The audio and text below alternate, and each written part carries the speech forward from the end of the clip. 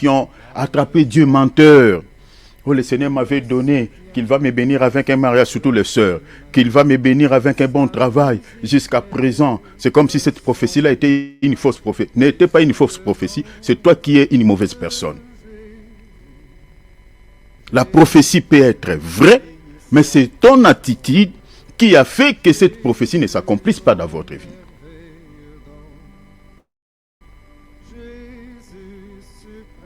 Toi, tu attends l'accomplissement de la promesse ou de cette prophétie dans votre vie tout le temps, depuis le matin, sur TikTok, réseaux sociaux. Et tu veux que Dieu puisse accomplir ses promesses dans votre vie avec cette attitude. Sans prière, tu ne médites pas. Quel est ce Dieu qui va accomplir ses promesses dans votre vie tout en étant dans une vie de distraction? Non. Quand Dieu te donne une promesse, te fait une promesse, pendant cette période, tu dois adopter une attitude de quelqu'un qui cherche Dieu, de demeurer. Donc tu dois demeurer dans la présence de Dieu jusqu'à ce que cette promesse s'accomplira. Un autre élément pendant que je méditais que le Seigneur m'a mis à cœur. J'avais parlé de cela ici quand j'avais fait un enseignement sur comment détecter une personne sorcière. Pendant que je méditais, le Seigneur m'a mis à cœur de pouvoir rappeler aux enfants de Dieu, de pouvoir savoir celui qui est à côté de toi, celui qui t'accompagne dans la vie, celui qui partage la vie avec toi. Parce que souvent, nous sommes mal accompagnés dans la vie. Beaucoup de chrétiens racontent des échecs. Beaucoup de chrétiens échouent dans leur vie. Beaucoup de chrétiens pleurent beaucoup dans leur vie parce que souvent, nous sommes mal accompagnés. Ici, je vous rappelle, rappelez-vous la parabole du blé et des livrées. L'ivraie n'a pas été semé dans un autre champ ou dans un champ ailleurs. C'est-à-dire dans le même champ du Seigneur. L'ennemi est venu semer l'ivraie dans ces champs-là. Cela veut dire quoi? Il dit tel que nous sommes là. Parce qu'il faut comprendre que dans cette parabole, le blé, c'est l'image des enfants de Dieu. Et l'ivraie, c'est l'image des enfants du diable. Des gens qui ont la nature maléfique de Satan. Donc le diable est venu placer ses enfants à côté des enfants de Dieu. Il n'a pas pris ses enfants, il dit, voilà, c'est comme si ton enfant est en train de jouer, mais il y a une maman qui a déjà ensorcelé son enfant. Il veut que son enfant puisse jouer toujours avec ton enfant. Et si toi tu ne sais pas, l'objectif c'est quoi? Il veut que son fils puisse jouer avec ton enfant pour l'ensorceler. En fait, c'est ça, en fait, ce que le diable avait fait dans les champs du Seigneur. Le Seigneur avait semé la bonne semence, c'est-à-dire l'image des bonnes personnes, des enfants de Dieu. Les champs, c'est l'image du monde. Mais l'ennemi est venu, il a mis ses enfants à côté des enfants de Dieu. Pourquoi le diable avait agi ainsi? C'était pour que ses enfants influencent les enfants de Dieu dans de mauvaises choses. La raison pour laquelle, si vous lisez par exemple 1 Corinthiens chapitre 15 verset 33, l'apôtre Paul exhorte l'église de Corinthe, exhorte les enfants de Dieu. En disant ceci, il dit, ne vous y trompez pas. Les mauvaises compagnies, c'est-à-dire les ivraies, les enfants du diable, corrompent les bonnes mœurs. C'est ça en fait la parabole des livrées.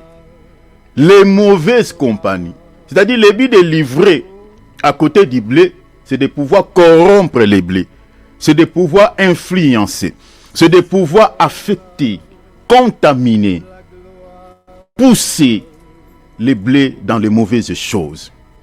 Le but pour lequel le diable a placé ses enfants dans ce monde, c'est celui-là. L'apôtre Paul dit les mauvaises compagnies. Si la personne qui t'accompagne dans la vie est une mauvaise personne, ne pensez pas parce que tu es chrétien, ta vie aura de l'influence parce que tu es chrétien dans sa vie. Non, non. Souvent dans la spiritualité, c'est le mal qui influence plus le bien. C'est ça la réalité. Je vous donne un exemple pragmatique. Si vous prenez la couleur noire, vous la mélangez avec n'importe quelle couleur, ça ne changera pas, ça sera toujours noir. La couleur noire domine toutes les couleurs. Prenez la couleur noire, mélangez avec la couleur blanche. La couleur blanche ne restera pas blanc, ça va changer. La couleur noire domine.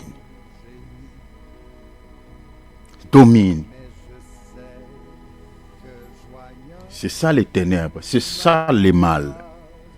Les mal prennent toujours le dessus sur ce qui est bien. C'est pour cela l'apôtre Paul, ici il était en train de s'adresser à l'église. Il dit, mettez-vous sur vos gardes. Ne vous y trompez pas. Vous pouvez avoir des illusions en disant, voilà, moi je suis chrétien, je suis enfant de Dieu, même s'il est dans sa sorcellerie, moi, ça ne m'intéresse pas. Qu'il m'accompagne, on continue à faire les affaires, tu vas regretter. Tu fais les affaires avec une personne que le Seigneur t'a révélé déjà son état d'âme, mais tu échoueras.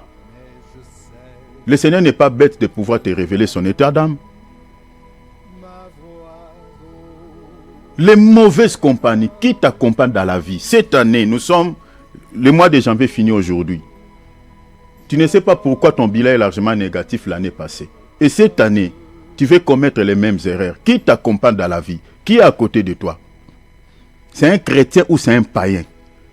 Déjà, quelqu'un qui ne connaît pas Dieu, quelqu'un qui s'en fiche de Dieu, c'est une porte d'entrée permanente à côté de toi. C'est une porte. Que tu veuilles ou pas, c'est une porte. Tu te maries avec une femme païenne, tu te maries avec un homme païen, c'est une porte permanente pour ta vie. Quand tu montes dans la vie de prière, lui il va te créer des problèmes. Les démons là vont le pousser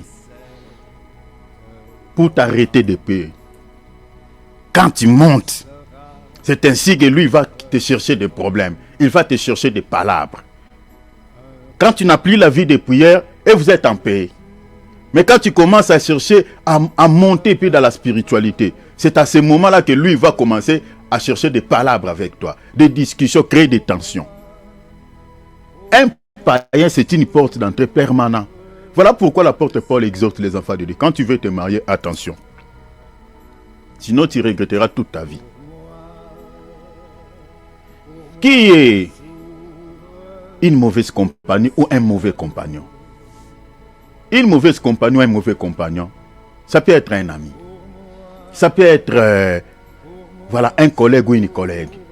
Ça peut être ton pote. Ça peut être ta maman.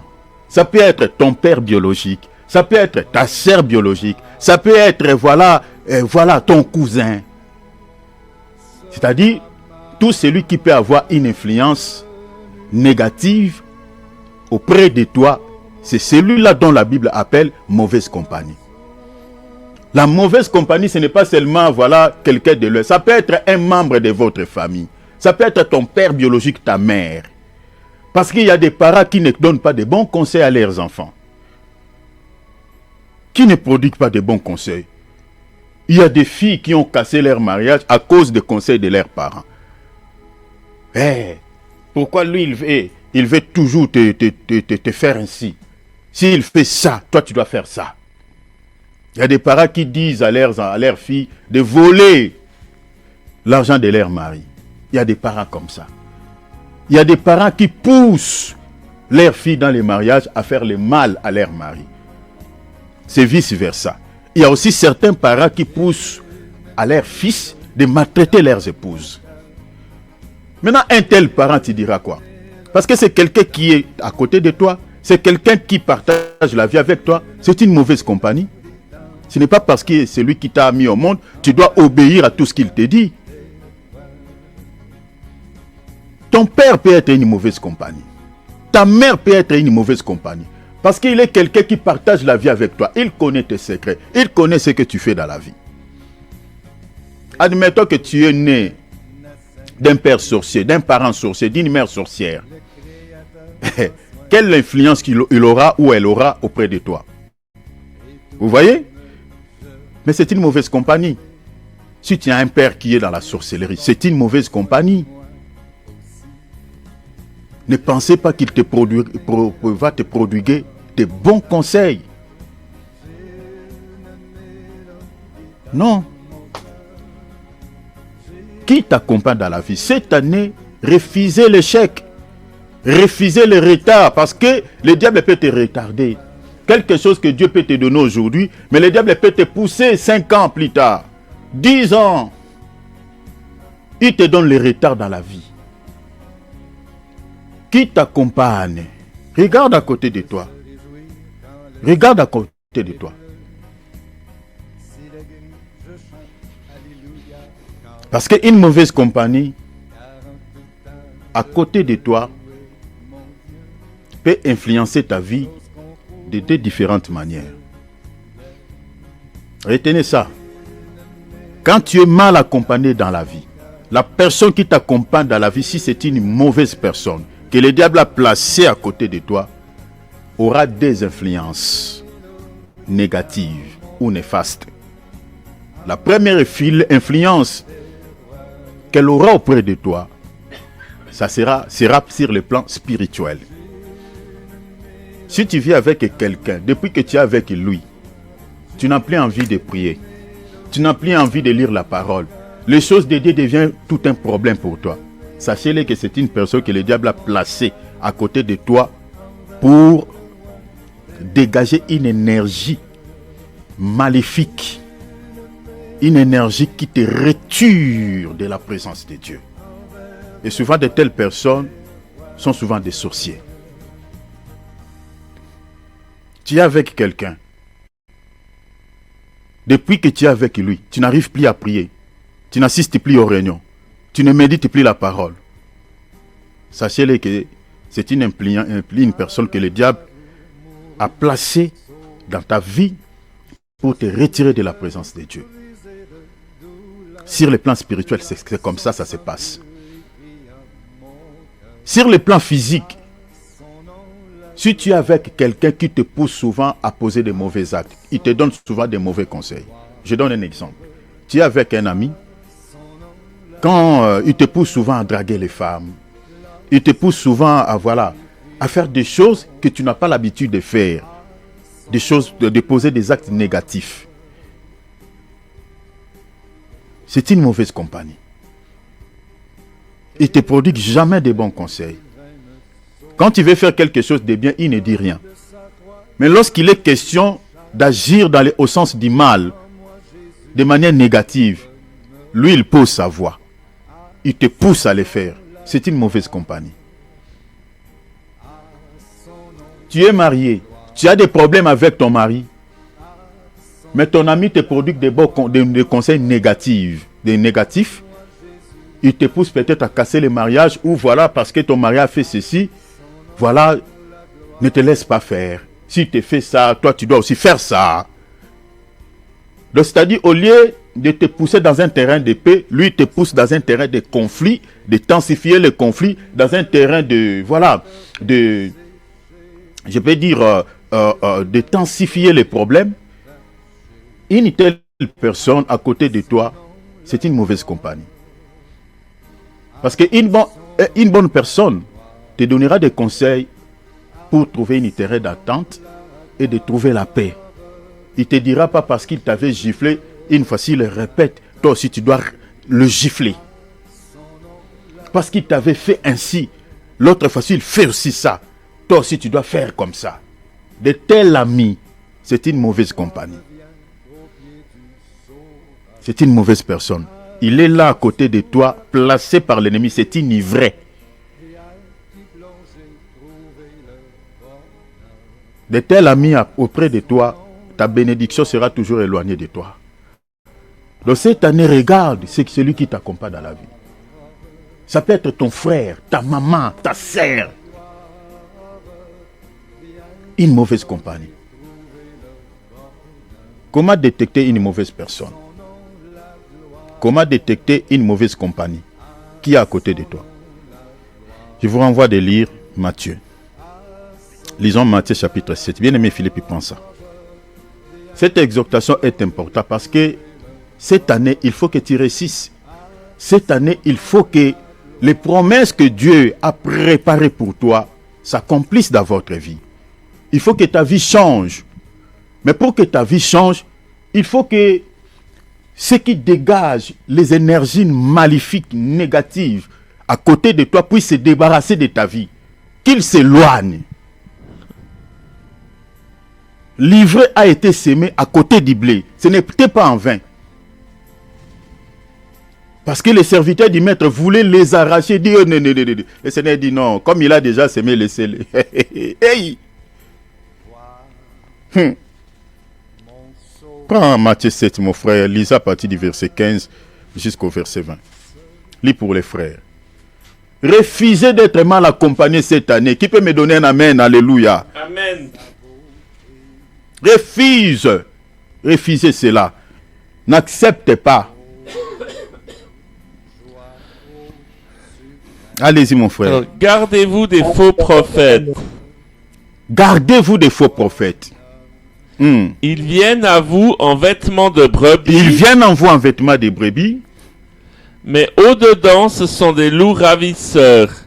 Remplacez les faux prophètes ici par toute mauvaise personne. Enlevez d'abord, donc faites-les sortir de son sens contextuel. Parce qu'un faux prophète, ça peut être, c'est une personne. Mais remplacez d'abord ces faux prophètes par toute mauvaise personne. Parce qu'un faux prophète n'est pas une bonne personne. Alors remplacez les faux prophètes par toute mauvaise personne.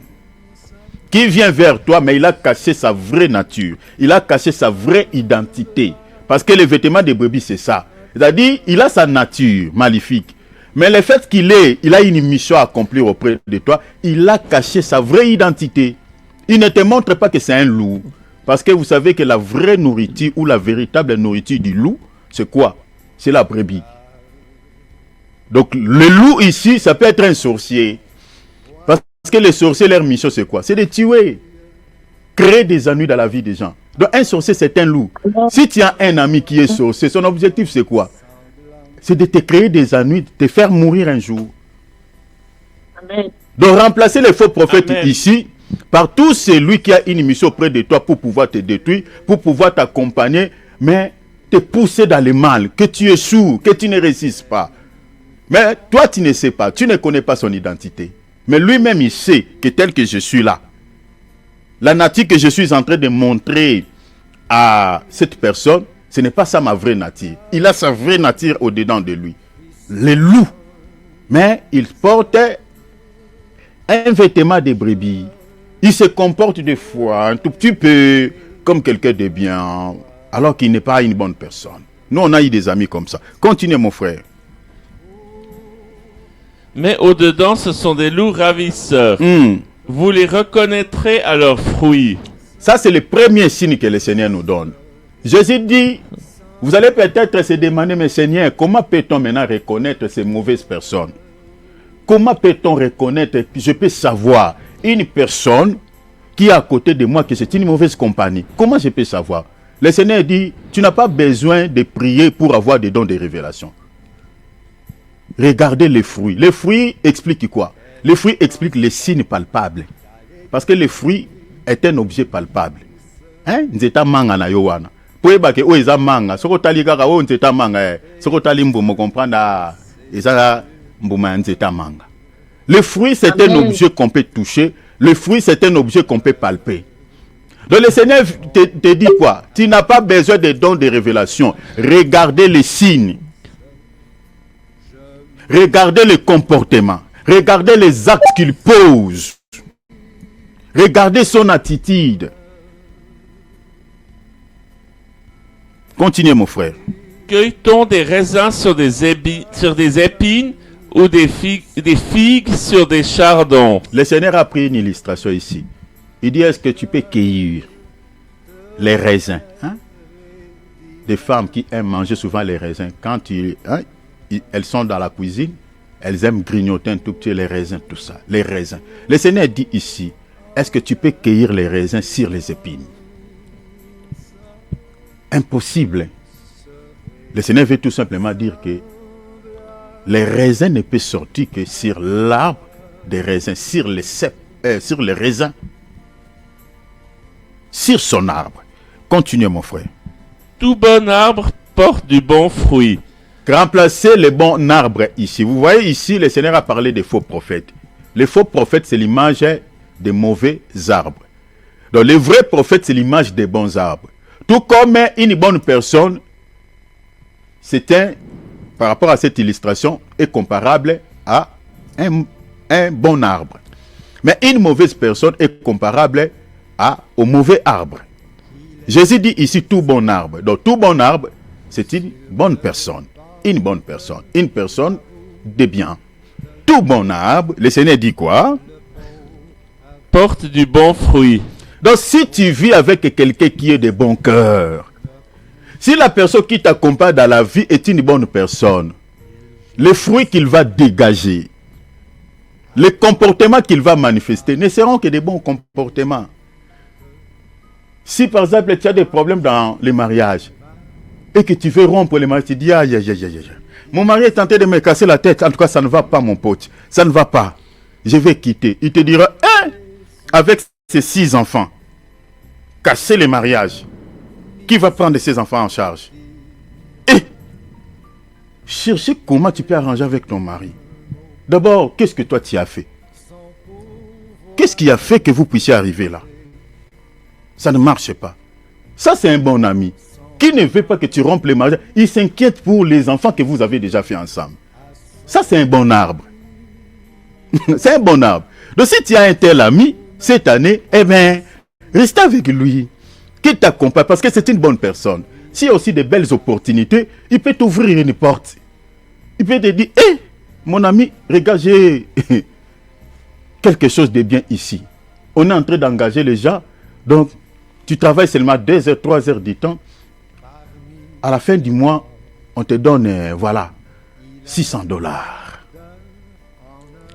Ça, c'est une bonne personne qui te donne de bons conseils. Quand tu veux agir au sens du mal, lui te dit non.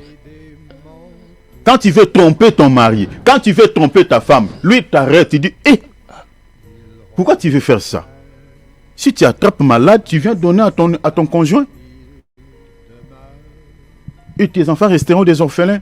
Mais non, arrête. Ça, c'est un bon arbre.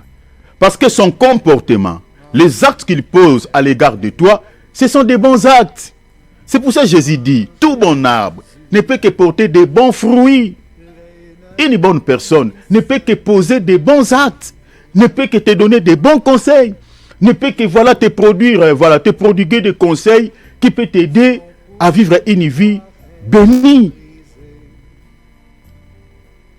Je ne sais pas, est-ce que vous me saisissez bien les Béréens? Cette année, il faut que tu réussisses. Refuser l'échec. Refuser ça. Regarde la personne qui est à côté de toi. Est-il ivre ou est un bleu? Nous sommes en janvier. Janvier finit aujourd'hui. Nous entamons février. Tu veux encore échouer?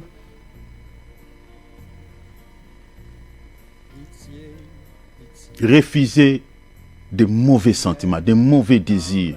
Et bon, même si son comportement, il est comme ça, bon, c'est mon ami de longue date. Longue date. Voilà pourquoi ta vie est comme ça. Parce qu'il est là, il veut finir avec toi, jusqu'à ce que tu vas mourir. Réveille-toi. Hein? Jésus dit encore quoi, mon bien-aimé Philippe? Continue. Mais le mauvais arbre porte le mauvais arbre fruit. est une mauvaise personne. Parce que cette illustration, Jésus l'a pris pour parler des hommes, les êtres humains. Un mauvais arbre, une mauvaise personne ne peut que manifester de mauvais comportements. Regarde maintenant l'ami que tu appelles pote, mon ami de longue date. Quel est son comportement à ton égard vis-à-vis de toi? Est-ce qu'il t'a déjà ouvert une porte de bénédiction? Est-ce qu'il t'a déjà prodigué de bons conseils? Quand tu veux agir mal, qu'est-ce qu'il te dit? quelle est son attitude à l'égard de toi? Comment il se comporte vis-à-vis de toi? Regardez les actes. Évitez des sentiments bidons, des sentiments inutiles. Que ça c'est mon ami, nous vivrons ensemble, nous mourrons ensemble. Si c'est une personne sorcière, c'est lui qui va t'enterrer. Parce que nous avons aujourd'hui des enfants de Dieu qui ont des sentiments bidons, des sentiments charnels inutiles. Si la personne qui t'accompagne dans la vie est un mauvais arbre, Jésus dit quoi? Il ne produira que des mauvais fruits.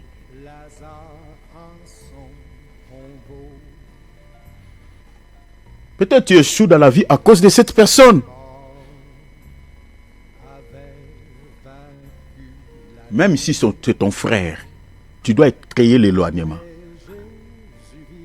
Créer l'éloignement. Si c'est ta maman, tu dois créer l'éloignement. Tu pries pour lui, pour elle ou pour lui.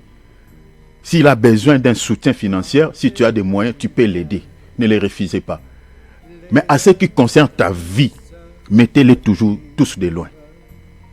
Je vous dis la vérité. Parce que la mauvaise compagnie peut être un membre de votre famille biologique, de ta famille. Ça peut être ta femme, ça peut être ton mari, ça peut être ta maman, ça peut être...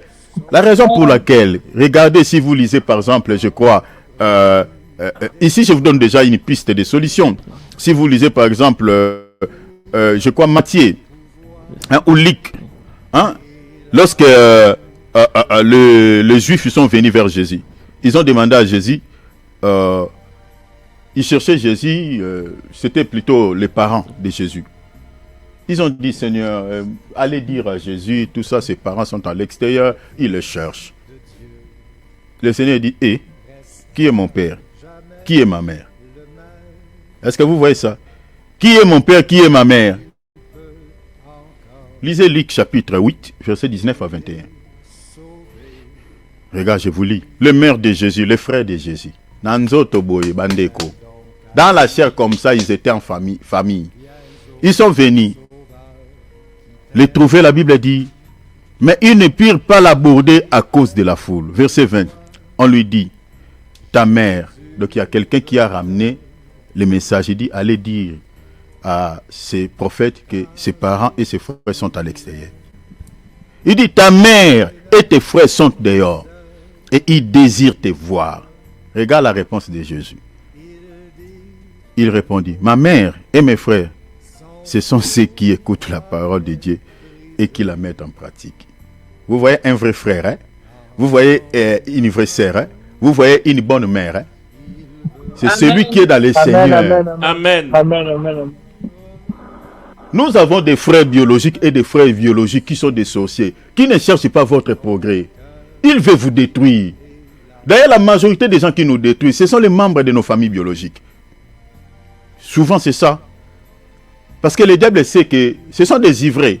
Le diable les a placés. Je ne dis pas tous. Si vous avez eu cette grâce d'avoir plusieurs personnes dans votre famille restante, soit élargie, qui connaissent Dieu, gloire à Dieu. Mais souvent, ce n'est pas le cas. Dans nos familles là biologiques, ton frère propre, mais c'est un ivré, Caïn. Son seul souci, il veut te voir dans la détresse, il veut te tuer, il veut te faire du mal.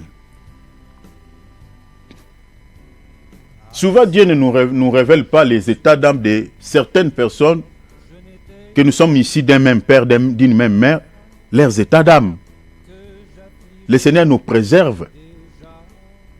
Mais si vous priez vraiment Dieu pour savoir l'état d'âme de votre frère, de votre sœur, tu vas commencer à pleurer. Hein? Tu vas pleurer. Nous avons des frères Caïn dans nos familles, biologiquement Caïn.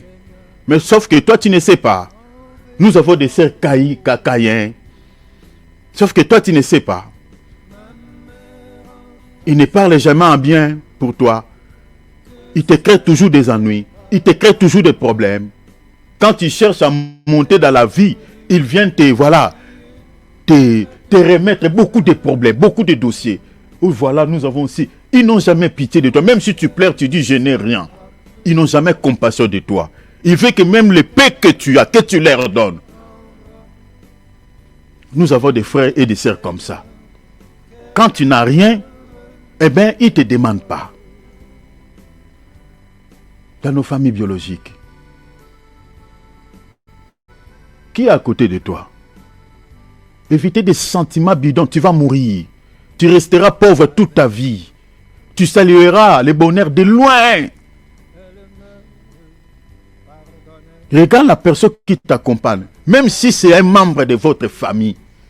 Si tu sais que c'est quelqu'un, regarde son comportement à l'égard de toi. Regarde les actes qu'il pose. Regarde la manière dont il parle devant toi. Regarde son comportement. Si ce n'est pas un bon comportement, créez l'éloignement dans ta vie qu'il n'entre pas. Ne partage pas ta vie avec lui. Que ce soit ton père, ta mère, je ne sais pas qui. Regardez les fruits.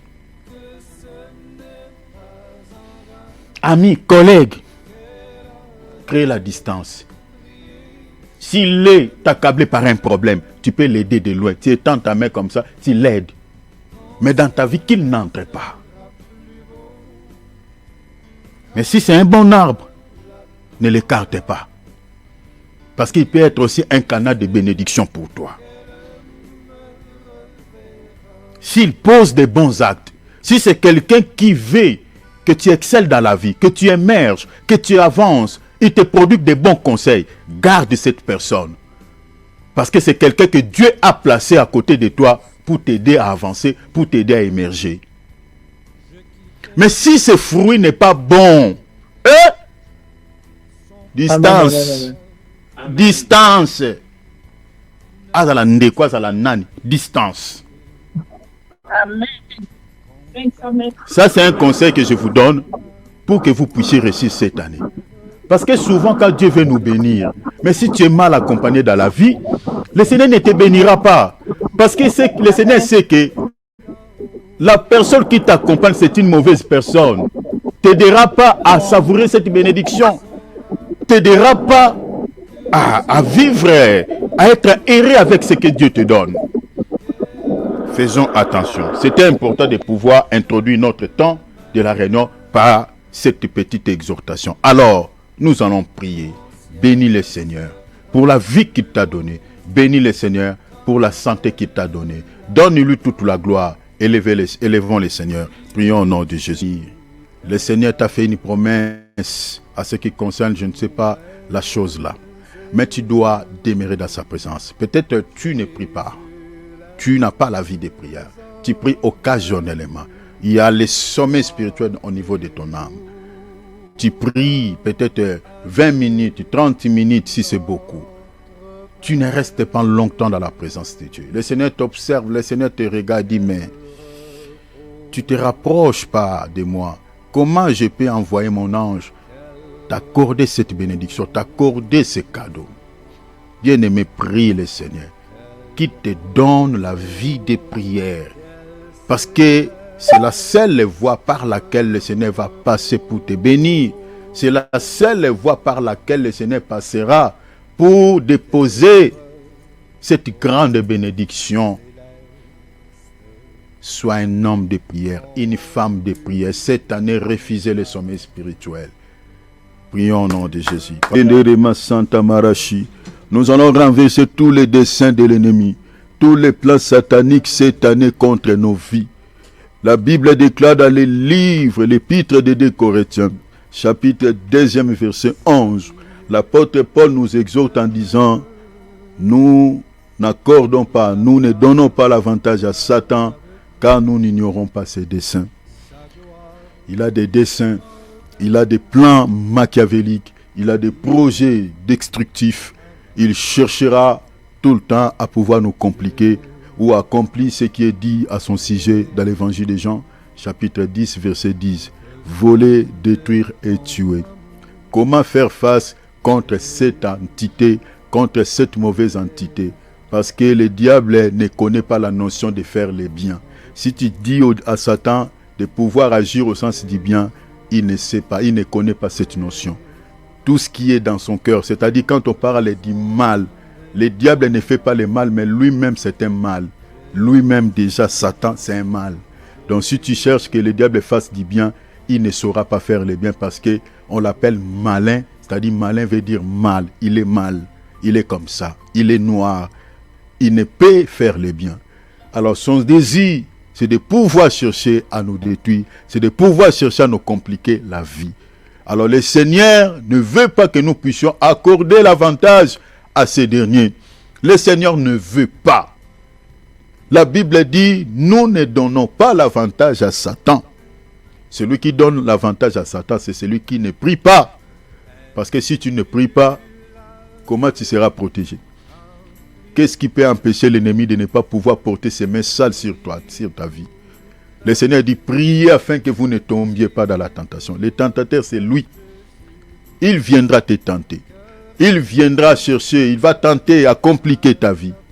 Mais c'est ce qui te protégera. Ce qui t'aidera à pouvoir faire face contre ces derniers. Le Seigneur dit, c'est la prière. Matthieu chapitre 26, verset 41. Priez afin que vous ne tombiez pas. C'est-à-dire, s'il n'y a pas la prière, quand le tentateur se présentera devant toi, tu chuteras, tu échoueras, tu ne réussiras pas. Parce qu'il n'y a rien qui te protège. C'est-à-dire, la prière ici, c'est la protection de ta vie. La prière ici, c'est un bouclier de ta vie. La prière ici, c'est une arme offensive, une arme d'attaque qui met hors d'état de nuire le diable. Voilà pourquoi il ne faut jamais accorder l'avantage à ces derniers. Parce qu'il a des desseins. Il cherche tout le temps à accomplir ses desseins. Élève ta voix. Cette année, recommandez tous les mois de l'année 2026 entre les mains du Père. Refusez les échecs dans ta vie. Refusez les maladies. Refusez tout esprit de dépense. Refusez tout esprit de blocage. Refusez tout esprit de freinage. Refusez tout esprit de retard. Tu as des projets, tu as des ambitions. Mais que le diable ne te retarde pas. Parce que l'esprit de retard, c'est toujours lui. Fais toutes sortes de prières. Remets ta famille restreinte. Remets ta famille élargie. Entre les mains du Seigneur. S'il y a des choses qui ont été déjà réalisées dans le monde des ténèbres, Dieu maîtrise bien les domaines spirituels. Dieu sait. Il va orienter ta prière vers le vrai problème. Alors que le Saint-Esprit qui est avec nous oriente ta prière vers le vrai problème. Ce qui a été déjà réalisé dans le noir contre toi, que le feu de Dieu le localise et le consume. Prions au nom de Jésus. Na mokili oyo akoki kosimba solo bomoi nanga na bomoi nanga na mikumba nanga akotalela seyo Yesu mokonzi nanga wete mosusu te na mokili oyo akoki kosimba solo bomoi nanga Yesu na bomoi na ngai nakosalela ye kino liwa ata na pasi ye ata pe minyoko nakotika ete o abongi na ngai nalingi Yesu na motema mobimba ye nakosalela ye o kino suka ata na pasi o ata pe minyoko e nakotika ete o abongi nanga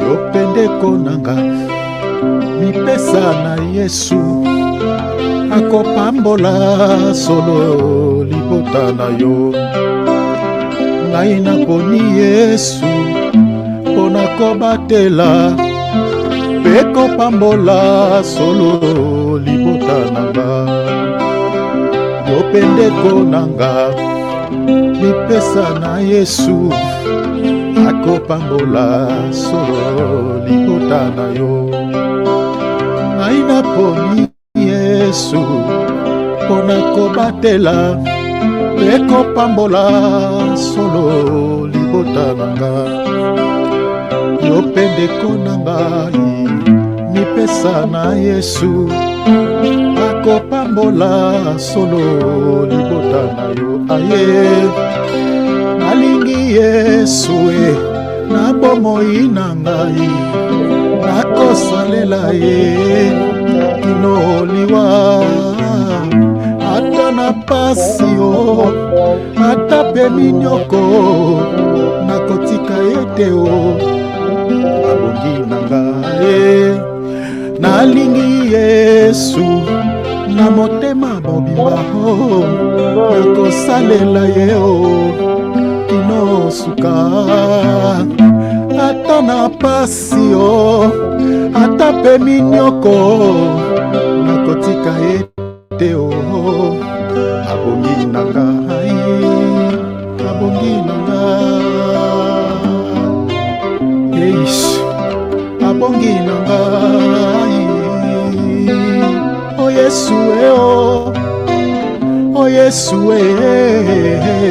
abongi na loyembo abongi na mabina abongi na lokumu o Yesu abongi ye Yesu abongi ye abongi ye Yesu abongi ye oh abongi ye kolo Yesu abongi ye oh abongi na loyembo Yesu abongi na lokumu abongi ye Yesu abongi ye abongi ye abongi nanga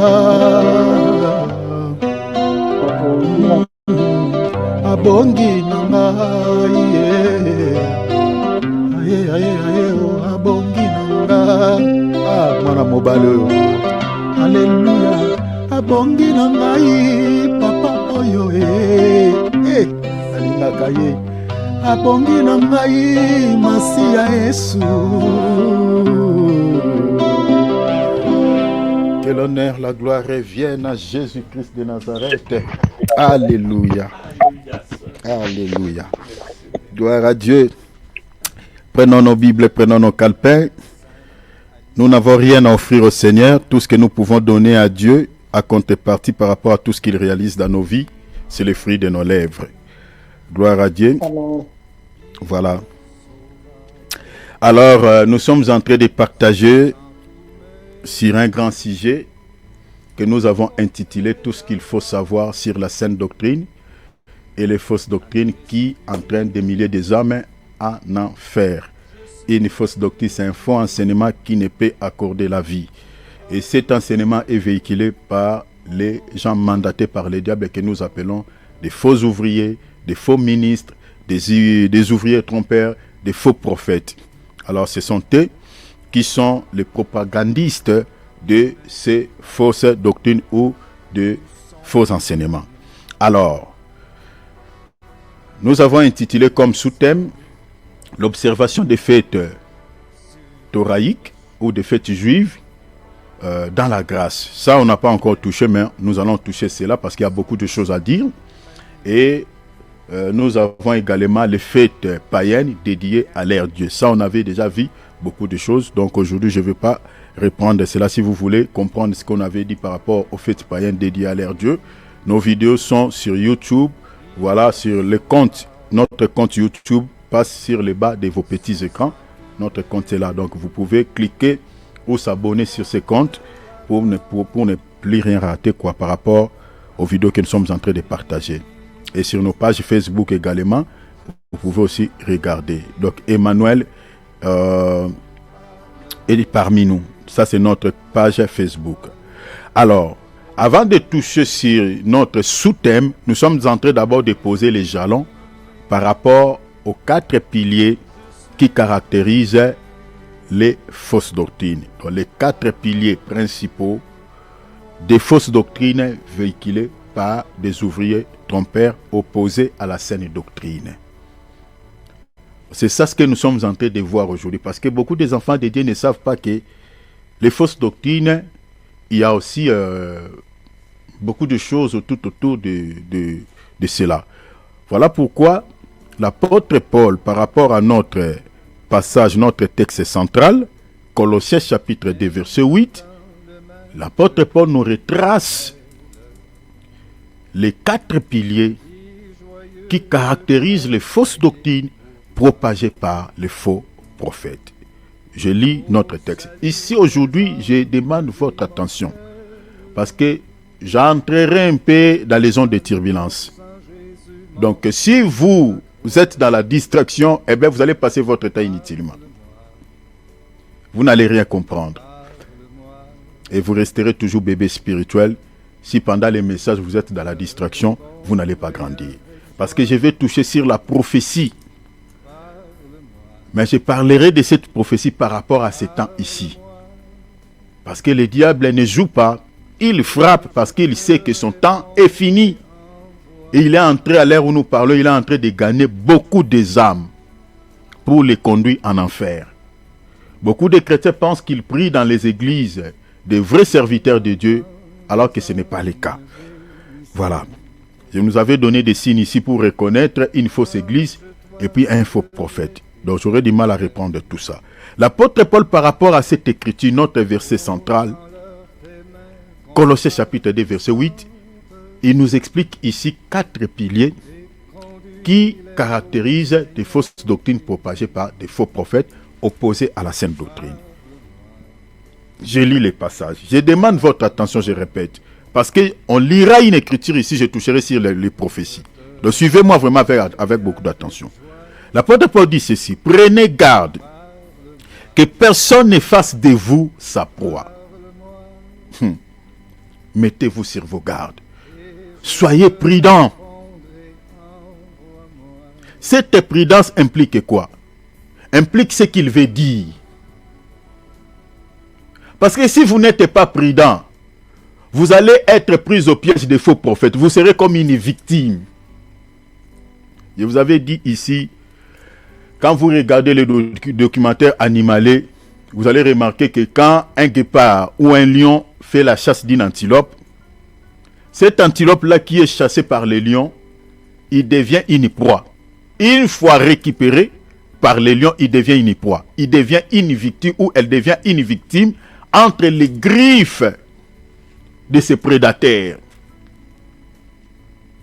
Donc les prédateurs qui récupèrent les enfants de Dieu comme des victimes ici, ce sont des faux prophètes. Ils se ressemblent au guépard, ils se ressemblent au lion, ils se ressemblent aux tigres qui chassent des antilopes ou des animaux qui semblent être faibles. L'apôtre Paul nous met en garde, il dit: prenez garde que personne, la personne dont l'apôtre Paul dit ici que personne, c'est l'image, c'est les faux prophètes, fasse de vous sa proie, fasse de vous une victime. L'apôtre Paul, il cite, il dit: 1. Par la philosophie. Vous comprenez que la philosophie ici, je vous avais dit, parce que j'aurais du mal à reprendre tout ce que j'avais dit que la philosophie n'est pas si autre chose si ce n'est que tout enseignement qui n'ont pas de fondement biblique, qui ne sont pas soutenus par les versets bibliques ou par la doctrine des apôtres. C'est ça la philosophie. Donc un enseignement qui n'est pas soutenu par la parole de Dieu, un enseignement ou un évangile qui ne se justifie pas aux Saintes Écritures, c'est ça ce qu'on appelle la philosophie. C'est-à-dire, l'homme de Dieu est en train de vous donner sa pensée au lieu de la pensée de Dieu. Il est en train de vous expliquer les choses selon son intellect et non selon la pensée de Dieu. C'est ça la philosophie. Et l'apôtre Paul nous met en garde contre cela. Il dit: faites-vous attention. Ne devenez pas une proie de ces prédateurs que j'explique, les faux prophètes, par la philosophie. C'est-à-dire, lorsqu'un enseignement n'est pas soutenu par la parole de Dieu, cet enseignement-là ne communique pas la vie. Ça vous communique la mort. Et la mission de tout ministre envoyé par Satan, ce n'est pas de pouvoir vous donner la vie, c'est de vous faire une victime, vous conduire à la mort éternelle. La philosophie. Voilà pourquoi ici j'avais martelé, j'avais dit que tu es chrétien, tu dois veiller sur ton âme. Tu es la sentinelle de ton âme. éviter des sentiments charnels. C'est-à-dire, comme tu es membre de cette confession religieuse, comme tu es membre actif de cette église locale, et bien même si votre pasteur prêche des bobards, prêche des niaiseries, il vous donne un évangile qui n'est pas soutenu par la parole de Dieu, il vous donne sa pensée, il vous prêche la philosophie, et bien toi tu dis, bon, ça lui regarde. C'est son problème avec Dieu, ce n'est pas son problème avec Dieu, toi aussi tu as un problème, parce que tu es devenu une victime. L'enseignement qu'il vous donne ne sauvera pas ton âme, ça va te conduire en enfer.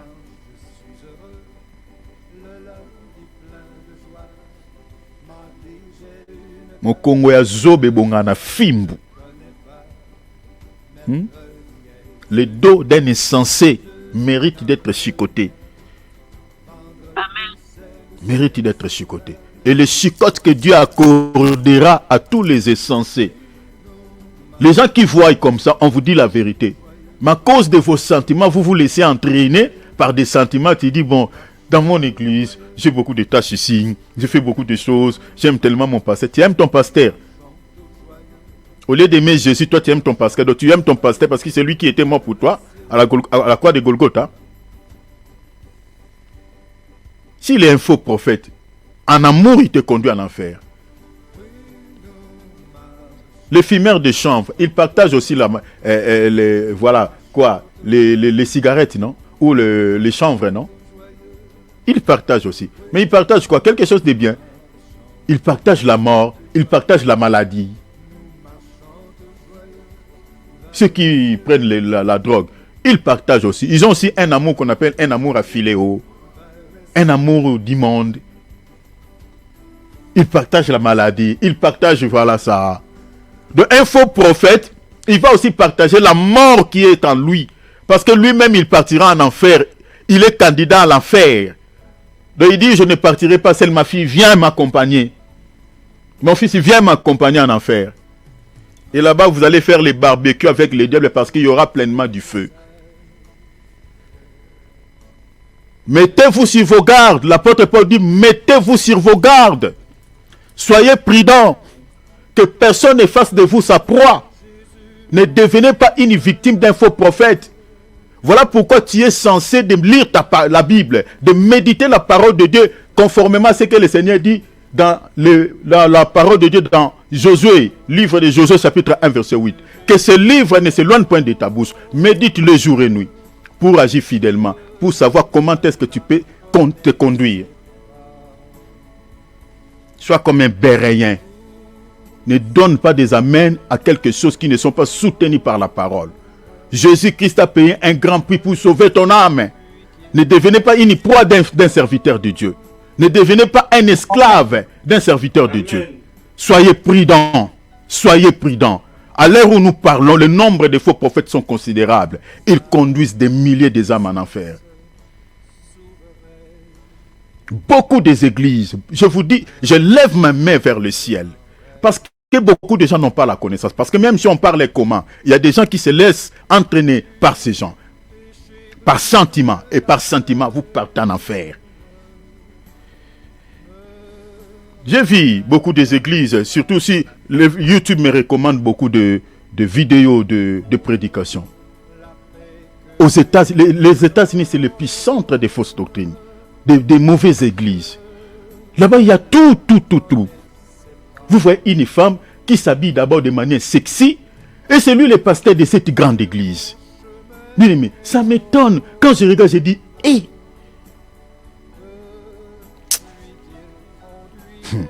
Que Dieu nous sauve. Les églises du Seigneur, celles le Seigneur qui les connaissent. Ce sont des églises qui ne sont pas reconnues peut-être au monde. Ce sont des églises que Dieu lui-même l'a cachées. Ce sont des églises cachées par le Seigneur. Si vous n'avez pas la connaissance de la parole de Dieu, vous n'allez pas reconnaître ces églises. Ce sont des églises qui ne sont pas peut-être reconnues. Et les hommes de Dieu, le vrai serviteur de Dieu, ce sont des hommes de Dieu qui sont cachés. Ce ne sont pas la majorité, ceux que vous connaissez, qui passent souvent sur la toile, voilà tout ça. Ce ne sont pas ces gens-là. La majorité des vrais serviteurs de Dieu, Dieu les cache. Rappelez-vous au temps d'Élie. Dieu avait caché ses serviteurs. L'apôtre Paul dit, le premier pilier qui caractérise La fausse doctrine propagée par les faux prophètes, il dit quoi? La philosophie, la pensée humaine, la sagesse humaine. Si vous n'avez pas la connaissance, quand l'homme de Dieu vous donne sa pensée, vous pouvez gober cette pensée à penser que c'est la parole de Dieu et tu donnes un amen à cela. Alors que ce n'est pas la parole de Dieu. Ce n'est pas la pensée de Dieu.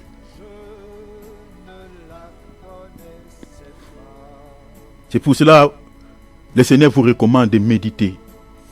Cherchez la connaissance, méditez la parole. Veillez sur vos âmes.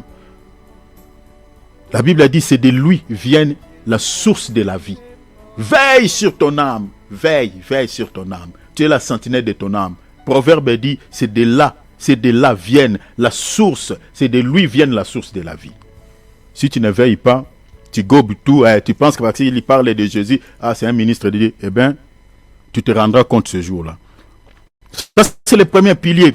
Deuxième pilier, l'apôtre Paul parlait de la tromperie. C'est ici que je toucherai, souffrez un peu et souffrez. En tout cas, je n'aurai pas d'autre choix, mais je vais monter dans les zones de turbulence, mais je descendrai. Donc, montez avec moi. Si vous êtes un aigle, je pense que vous allez voler avec moi ensemble.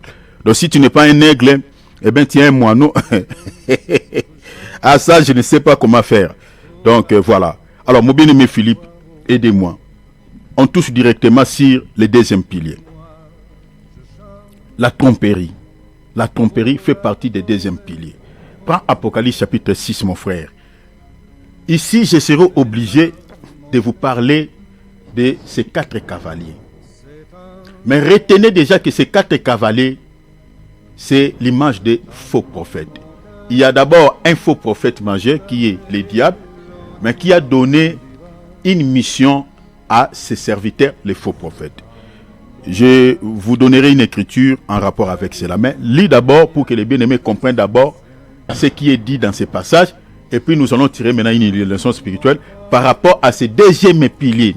Le deuxième pilier, je répète, je dis, c'est la tromperie des faux prophètes. Ça fait partie du pilier, du deuxième pilier qui caractérise la fausse doctrine propagée par les faux prophètes opposés à la sainte doctrine ou à la véritable parole de Dieu. Alors, allez-y mon frère, lis pour nous. Je regardais quand l'agneau ouvrit l'un des 7 sceaux. Quand l'agneau ouvrit un de 7 sceaux, Jean regardait, qu'est-ce qu'il a vu? Et j'entendis un des 4 êtres vivants qui disait comme d'une voix de tonnerre, viens. Vous comprenez, ici on nous parlait des 4 êtres vivants. On dit l'un des 4. Donc, ici nous avons les 4 êtres vivants et nous avons aussi les 4 cavaliers qui se manifestent au même moment que les 4 êtres vivants. Suivez-moi ici très bien. Nous avons les 4 êtres vivants qui travaillent. Déjà, les 4 êtres vivants, pour ceux qui ne savent pas, c'est représente Dieu lui-même. N'allez pas chercher. Voilà, au ciel, il y a des anges qu'on appelle les 4. Si vous allez là-bas, vous ne les verrez pas. C'est Dieu lui-même. Parce que la Bible dit Dieu assis sur les chérubins. Les chérubins, ce sont les 4 êtres vivants. Je vous envoie de lire Ézéchiel chapitre... voilà. Aidez-nous à mettre ce micro en mode silencieux. Dieu bénisse la présence de notre bien-aimé. Merci beaucoup. Dieu vous bénisse. Voilà. Les 4 êtres vivants, ce sont des chérubins. Donc, c'est-à-dire, représentent la présence de Dieu. Qui sont-ils les 4 êtres vivants? Les 4 êtres vivants. D'abord, le premier être vivant, il a la face du lion. Le deuxième être vivant, il a la face du veau. Le troisième être vivant, il a la face de l'homme. Le quatrième être vivant porte la face de l'aigle. Donc, ces 4 sortes ou ces 4 types d'animaux représentent Dieu lui-même.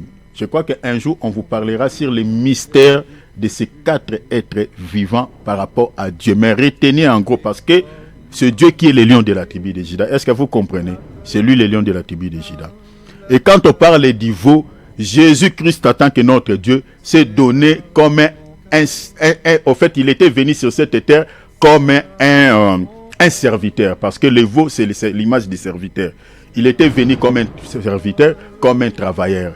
Dans un autre contexte, Jésus était venu comme étant un animal de sacrifice. Vous voyez, parce que le veau, c'est un animal de sacrifice. Voilà pourquoi il a versé son sang à la croix. Rappelez-vous, je vous avais parlé des vaches roux ici. Hein? Une vache rousse qui on sacrifie, on verse son sang pour purifier les gens. Donc, or, les veaux, c'est le petit d'une vache. Donc, Jésus s'est donné comme un veau à la mort pour nous. Donc, l'image de cet être vivant, c'est toujours la préfiguration du Seigneur Jésus-Christ. Jésus-Christ aussi, il était venu comme un homme en chair et en os. C'est pour cela qu'on l'appelait fils de l'homme. Vous voyez? Donc, l'homme ici, l'être vivant qui porte l'image de l'homme, c'est toujours lui. Parce que c'était lui, le fils de l'homme. Il avait porté la chair humaine, semblable à nous comme ça, un être humain. Alors, on nous parle également de l'aigle. Rappelez-vous, Dieu, il a dit à l'Israël, il dit, je vous ai transporté par les 2 ailes du grand aigle pour vous conduire dans la terre promise. Donc, les grands aigles, c'est le Seigneur.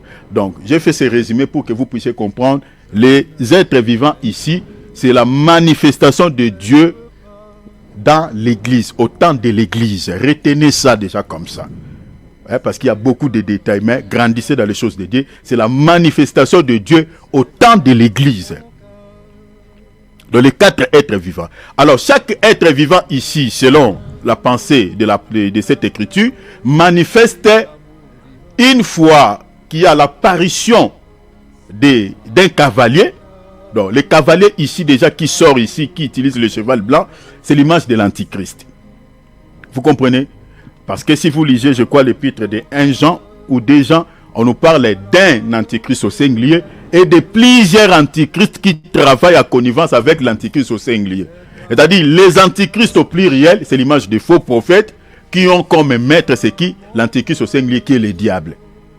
Donc, le cavalier qui sort ici, c'est l'image de l'antichrist au singulier. C'est aussi l'image de l'antichrist au pluriel. Vous allez comprendre cela à la fin, je vous dirai. Mais ça, retenez ça déjà comme ça, à titre d'information. Alors, les 4 êtres vivants travaillent au même moment qu'il y a la manifestation de ce cavalier de cet antichrist. C'est pour ça que je vous avais dit, selon Ésaïe chapitre 4, verset 1, et puis Apocalypse chapitre 1, verset 4, c'est-à-dire vous allez voir que ce soit les fausses religions et les vraies religions ou la vraie église marchent côte à côte jusqu'à l'enlèvement. Donc même si nous prêchons aujourd'hui comment la parole de Dieu, c'est-à-dire ces gens-là ne vont pas se repentir. C'est le Seigneur Jésus-Christ qui viendra mettre fin à leur histoire. Vous comprenez? Qui va les récupérer avec leur maître, les coffrer en enfer. Alors, suivez-moi ici très bien. On dit, j'ai regardé l'un des 4 êtres vivants. Le premier être vivant ici, qui se manifeste lorsque ce cavalier fait son apparition, c'est l'être vivant qui a l'image ou la face du lion. Il y a beaucoup de choses à dire là-dessus, mais évoluons. Continuez, mon frère. Je regardais et voici parut un cheval blanc. Parut un cheval blanc. Celui qui le montait avait un arc. Celui qui le montait possédait un arc comme une arme. Une couronne lui fut donnée et il partit en vainqueur et pour vaincre. On donne une couronne à celui qui a vaincu, à celui qui a combattu. On ne donne pas une couronne à quelqu'un qui n'a pas combattu. Lui, on lui donne déjà une couronne alors qu'il n'a pas combattu. Et on dit il est parti en vainqueur.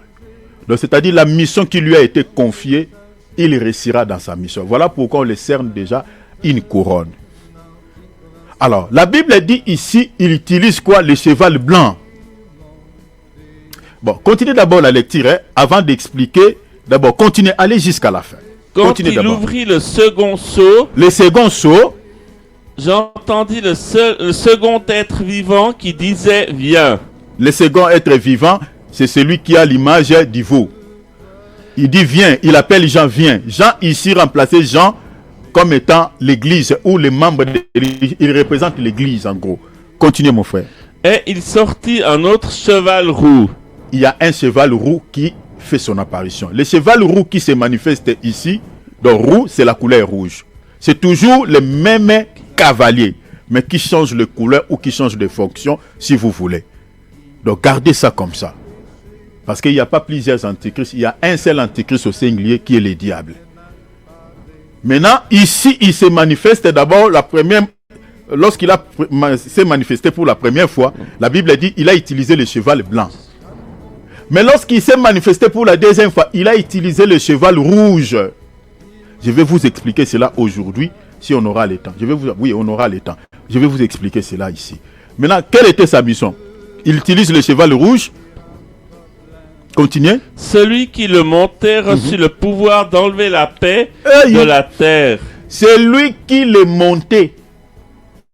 Son objectif, c'était quoi? D'enlever la paix sur la terre.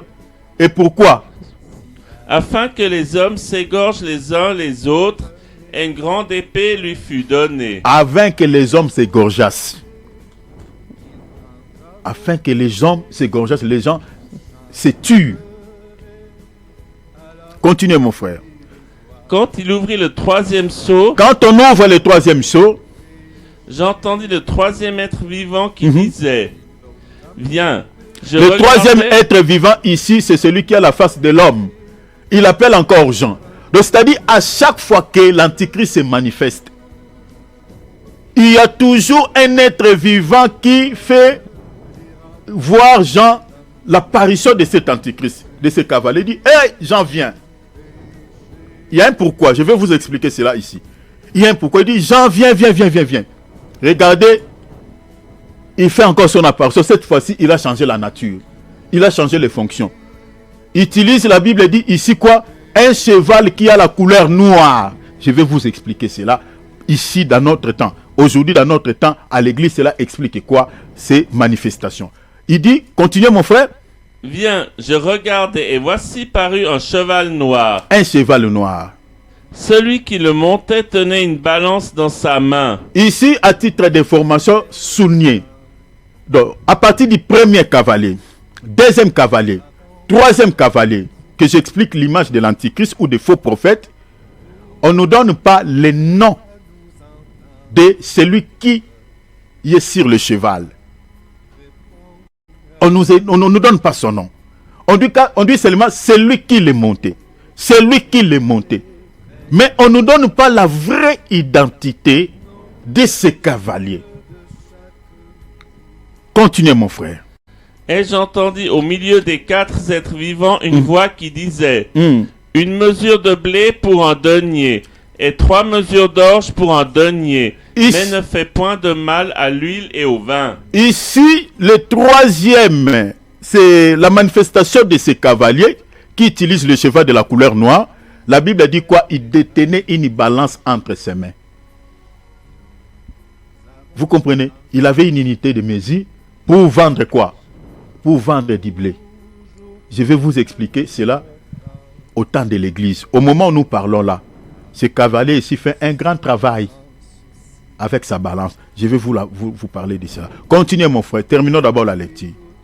Quand il ouvrit le quatrième seau, Souviens bien ici, on dit quand il ouvrit le quatrième seau, qu'est-ce qui s'est passé? j'entendis la voix du quatrième être vivant qui Le disait, quatrième viens. être vivant ici remplacé, écrit sur vos calepins, c'est celui qui avait la face de l'aigle. Maintenant, il appelle les gens. Il dit, eh, viens. Regardez, cette fois-ci, il a changé encore la fonction. On dit quoi? Je regardais et voici parut un cheval d'une couleur verdâtre. Il parit un cheval qui avait la couleur pâle ou la couleur verdâtre. Celui qui le montait se nommait la mort. Ah! Et le séjour de la mort Attention, l'accompagnait. attention, j'attire votre attention ici. Au quatrième sceau, lorsque cet être vivant qui avait la face de l'aigle appelle Jean, il dit viens. Regardez, il se manifeste encore. Mais cette fois-ci, il utilise le cheval qui a la couleur verdâtre ou la couleur pâle. Maintenant, ici, la Bible nous donne son nom. J'aime la parole de Dieu. Donc, les 3 manifestations de ces cavaliers, on ne donne pas son nom. On ne cite pas son nom. Mais au 4e sceau, à l'ouverture du 4e sceau, on nous donne les noms de ces cavaliers. Ici, laissez-moi vous dire, chers enfants de Dieu, le 4e sceau ici, c'est le résumé de ces 3 premiers sceaux. C'est-à-dire, la manifestation du premier sceau, la manifestation du 4e sceau, de ces cavaliers au 4e sceau, la manifestation de ces cavaliers au 3e sceau, c'est ça ce qui est dit maintenant dans le 4e sceau. C'est-à-dire, le nom de ces cavaliers, c'est-à-dire c'est le même cavalier qui est l'antichrist, mais au premier sceau, lorsqu'on a fait l'ouverture du premier sceau, lorsqu'il s'est manifesté, son nom était caché. Lorsqu'il s'est manifesté au deuxième sceau, son nom était toujours caché. Lorsqu'il s'est manifesté au troisième sceau, son nom était caché. Mais on nous révèle son nom à la quatrième sceau. Au quatrième sceau, pardon. On nous révèle maintenant l'identité de ces cavaliers. C'est pour cela que la Bible dit, rien de tout ce qui est obscur restera sans être dévoilé. Vous comprenez? L'être vivant ici je dis que les 4 êtres vivants ici, c'est la manifestation de Dieu lui-même au temps de l'Église, qui ne nous laisse pas dans l'obscurité, sans révélation, de ne pas comprendre la manifestation de l'Antichrist à ce temps ici. Parce que ces 4 premiers sceaux où on voit la manifestation de cet Antichrist, c'est à ce temps ici de l'Église. Ça se passe à ce temps ici. Mais cet Antichrist, à cette période de l'Église, il travaille dans les mystères. Il travaille de manière partielle. Mais il travaillera dans la totalité, c'est lorsque l'Église partira en l'enlèvement. Et qu'est-ce qui me pousse à dire que la manifestation de cet Antichrist, parce que c'est ça ce qui est dit dans 2 Thessaloniciens, chapitre 2, si vous lisez le verset 7, l'apôtre Paul dit, le mystère de l'iniquité agit déjà. Or, quand on parle de mystère de l'iniquité, il est question de celui dont on appelle l'impie, hein, ou le fils de la perdition, ou le mal. Hein, parce que le diable est considéré aussi comme étant l'homme impie, hein, l'homme de l'iniquité, hein, le fils de la perdition. C'est lui. Maintenant, on dit le mystère de l'iniquité agit déjà. C'est ça la manifestation de ces 4 premiers sceaux au temps de l'Église. Mais le Seigneur, pour pouvoir protéger son Église, le Seigneur n'a pas laissé son Église sans être révélé, sans comprendre la manifestation de ces impies ou de ces faux prophètes que j'explique l'Antichrist, qui ne travaille pas seul, mais qui travaille avec ses collaborateurs. Maintenant, on dit quoi, mon bien-aimé? On dit son nom s'appelle la mort. Continuez. Et le séjour des morts l'accompagnait. Ah, est-ce que vous avez vu? On dit quoi? Le séjour des morts l'accompagnait. Donc, il ne travaille pas seul. Il travaille à connivence avec le séjour des morts. Or, qui sont-ils les séjours des morts? C'est l'image des faux prophètes. Rappelez-vous, Jésus a dit dans Matthieu chapitre 16, verset 18, il dit, je bâtirai mon église et les portes des séjours des morts ne prévaudront jamais contre elle. Est-ce que vous voyez ça? Or, les portes des séjours des morts dont le Seigneur fait allusion, c'est les faux prophètes, parce que ce sont eux qui communiquent la mort par la prédication qu'ils donnent. C'est les faux prophètes. Parce que les faux prophètes se ressemblent au séjour des morts. Parce que leur évangile ne donne pas la vie. Mais ils ne travaillent pas seuls. Ils travaillent avec leur papa. Ils travaillent avec leur Seigneur qui est l'Antichrist, qui est le diable. Mais maintenant, regardez. J'ai dit que ces 4 cavaliers travaillent au temps de l'Église. Qu'est-ce qui me pousse à les dire?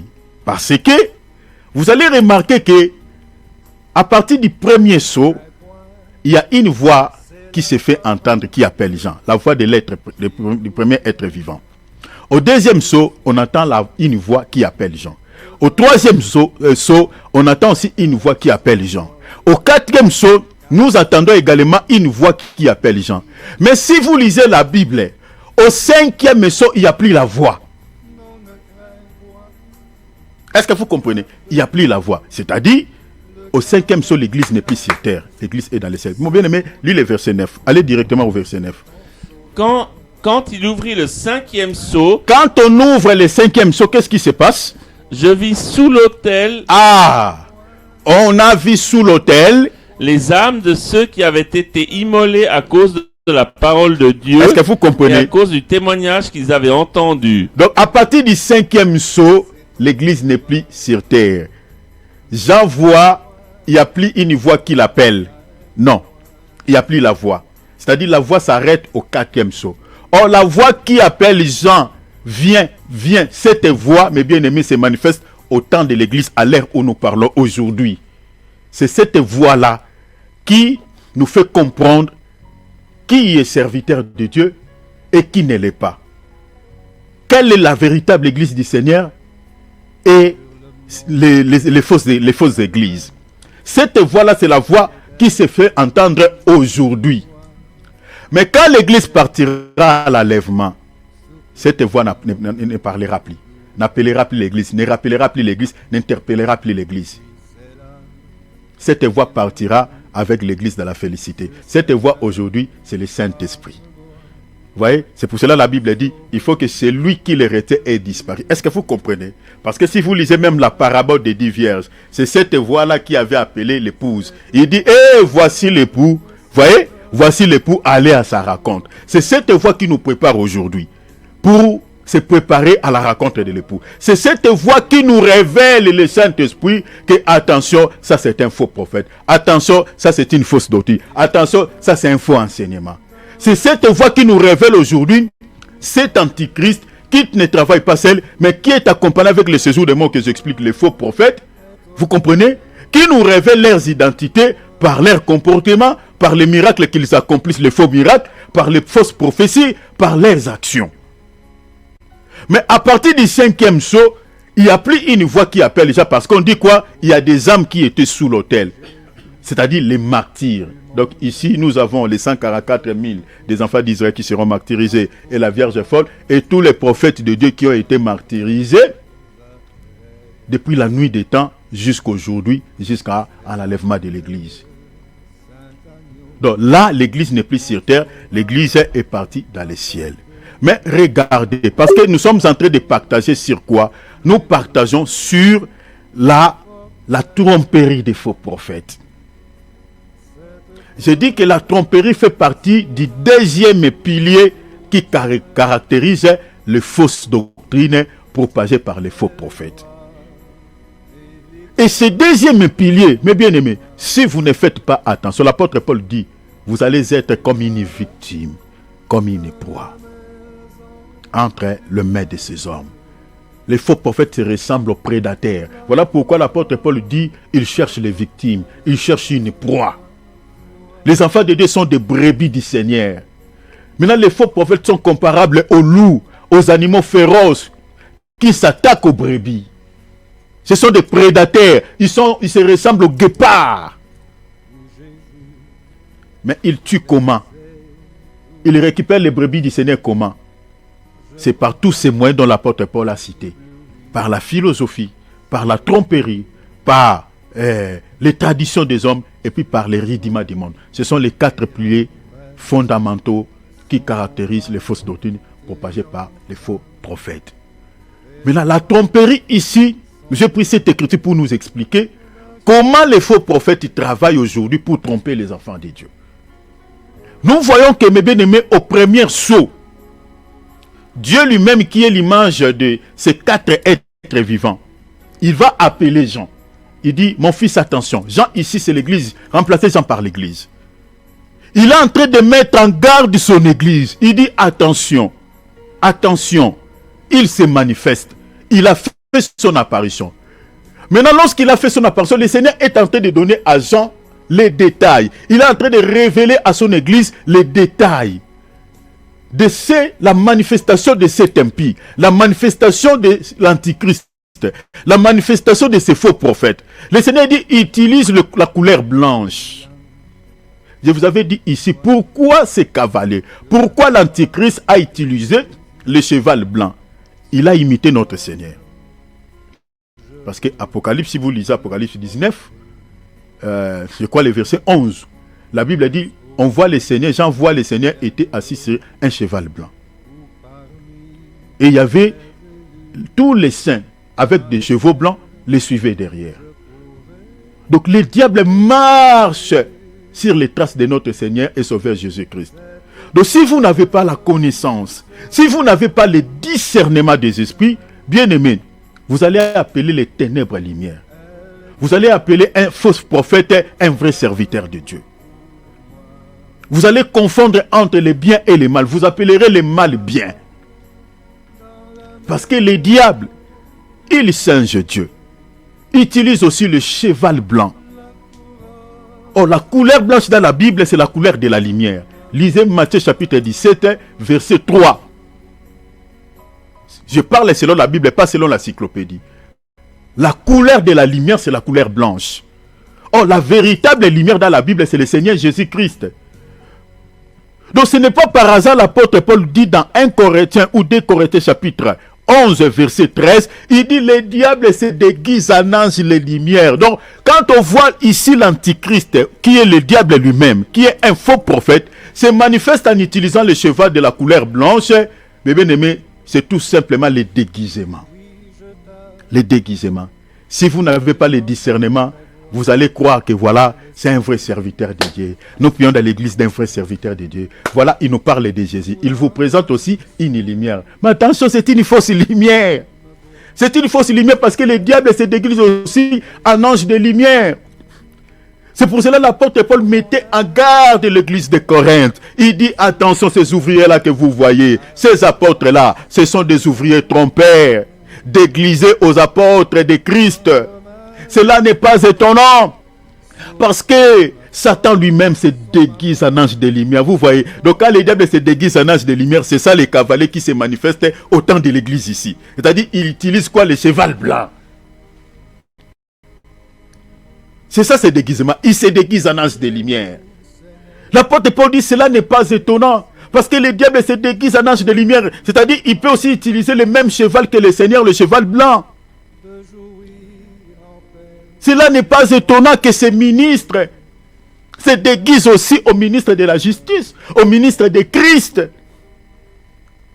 Donc si vous n'avez pas le discernement, la connaissance de la parole de Dieu, la connaissance véritable, vous prierez dans l'église d'un faux prophète, tout en croyant que vous êtes en train de prier dans une bonne église. Parce que le diable utilise aussi le cheval blanc. Donc c'est-à-dire, il peut prendre aussi l'image de la lumière. Il vous parle aussi de Jésus. Il chante aussi Jésus. Il prie aussi Jésus. Mais sauf que la Bible dit quoi? Ce cheval avait un arc. C'est ici, Makamwebebia. Il avait un arc. Il se présente comme un ange de lumière.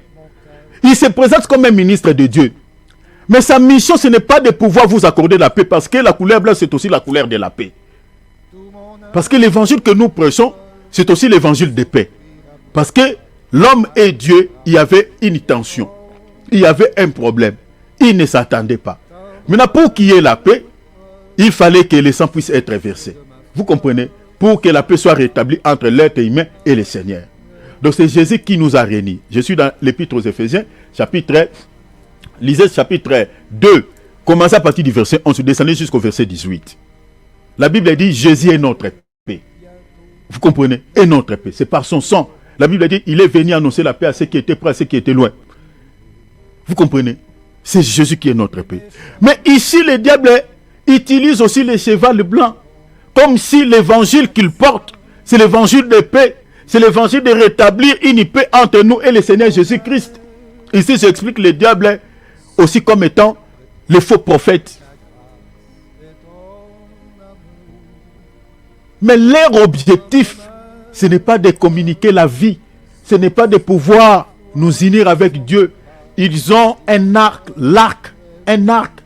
L'objectif de cet arc, de cette arme, vous voyez, c'est pour communiquer la mort. C'est pour tirer, communiquer la mort. Il peut vous parler de Jésus 2-3 minutes.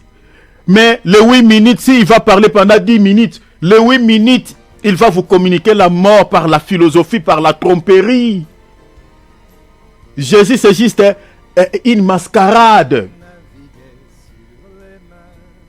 C'est juste les mascarades. Mais la réalité, c'est qu'ils sont mandatés pour communiquer la mort. Ils peuvent vous distraire avec des évangiles. Voilà des choses qui n'ont rien à foutre avec votre salut. Leur message ne cible pas votre âme. Ça vous caresse juste au sens du poil. Il détient un arc. Oh, que dit Jérémie? Que dit Jérémie? Si vous lisez le prophète Jérémie, chapitre 9, verset 3, Jérémie dit, ils ont une langue, ils ont une langue comme, bien aimé, prends-moi ça, j'aimerais que nous puissions dire comme Jérémie a dit, ils ont la langue comme un arc. Et ils lancent les mensonges. C'est-à-dire lancer les mensonges, c'est ça les flèches ou les traits. Hein? Ils ont la langue comme un arc. Allez-y mon frère s'il te plaît. Ils ont la langue tendue comme un arc. Ils ont la langue tendue comme un arc. Est-ce que vous avez compris l'arc ici? Donc quand on voit ces cavaliers utiliser un arc, selon le Seigneur Jésus-Christ, il dit que cet arc-là, ce n'est pas l'arc physique que les faux prophètes utilisent pour tuer, mais c'est la langue. Ce qui sort de leur bouche. Il lance quoi? Il dit quoi? Il lance quoi? Les mensonges. Ils ont la langue tendue comme un arc. Et ils lancent les mensonges. Les mensonges, c'est ça la tromperie. Est-ce que vous comprenez? Ils vous trompent. Mais il vous parle de Jésus. Jésus, c'est la lumière. Jésus, c'est ça la couleur blanche. Mais leur objectif, ce n'est pas que Jésus vous sauve. Ils ont un arc. Ils vous portent un évangile qui ne peut pas vous communiquer le salut. C'est pour ça que je vous avais dit ici, tout évangile qui se limite au niveau de la chair, bien aimé, celui qui vous annonce cela, c'est un faux prophète. C'est celui dont on parle d'Apocalypse chapitre 6, verset 1. Il peut vous dire, citez Jésus. Maintenant, c'est ça ce qui attire beaucoup des enfants de Dieu. Ils pensent que voilà comme ces serviteurs utilisent le cheval blanc. Le cheval blanc ici remplacé cela par la lumière, par Jésus, qui est la lumière. Il peut vous citer 2-3 minutes le nom de Jésus. Mais après, il vous conduit où? Qu'est-ce qu'il vous donne par la suite comme message? Quel est l'enseignement qu'il vous donne pour votre salut? Il ne fixe pas vos regards sur la terre. Si l'évangile qu'il vous donne, c'est pour fixer vos regards sur la terre, c'est limite au niveau de la chair, c'est ça l'arc. C'est-à-dire, c'est un évangile qui ne vous communique pas la vie. C'était ton père, c'est un ouvrier ton père. Le nom de Jésus qu'il cite, c'est ça la couleur blanche. C'est la tromperie. C'est pour vous tromper. C'est la tromperie. C'est la tromperie.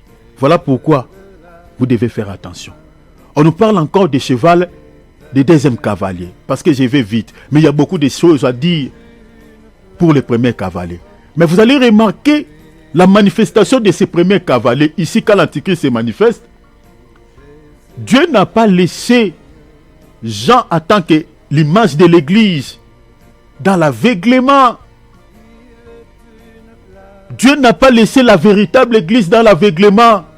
Le Seigneur est venu, il dit, hey, mon église, attention, ne vous mêlez pas avec ces gens. Ils ont un objectif de pouvoir tuer, de pouvoir vous faire des victimes. Ne vous associez pas avec eux. Il y a une voix qui se fait entendre pour interpeller l'église, pour rappeler l'église de Dieu. L'être vivant qui appelle les gens ici, c'est le Saint-Esprit aujourd'hui. C'est lui-même le Seigneur. Il est là pour interpeller l'église. Attention, mes enfants, mes filles, n'allez pas prier là-bas. Ne suivez pas cet homme-là. C'est un faux serviteur. Il a un arc pour communiquer la mort. C'est pour ça que nous sommes en train de dire, dans l'église véritable du Seigneur Jésus-Christ, la mort n'entrera pas. Un vrai chrétien ne perdra jamais le salut. J'ai dit la vérité. Un vrai chrétien, un Élie, ne peut pas perdre le salut. Parce que le rôle du Saint-Esprit, c'est de pouvoir ramener sur le droit chemin tout celui qui l'appartient, tout Élie de Dieu. Le Saint-Esprit est là pour les aider. Il dit, attention, ne suivez pas cet homme-là. Bien-aimé David, tu as vu, hein? Amen, amen, mon frère. Tout vrai enfant de Dieu, Dieu ne peut pas les laisser entre les mains des faux prophètes. La voix qui appelle Jean, c'est cette voix qui nous interpelle quand vous voulez aller prier quelque part, quand vous voulez s'associer avec un faux serviteur de Dieu, le Seigneur vous dit attention. On nous parle des chevals rouges.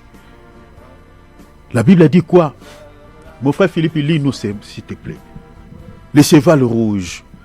Regardez ici, bien aimé, suivez-moi ici très bien. Parce que nous parlons sur la tromperie. Parce que ces cavaliers ici, c'est les mêmes cavaliers. Mais ils changent de couleur. Changer de couleur ici, c'est-à-dire ils changent de fonction. Parce que le diable est spécialiste dans les déguisements.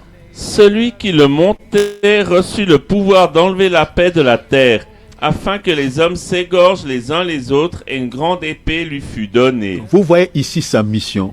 Il utilise le couleur rouge qui se conforme à la mission, c'est-à-dire c'est le sang.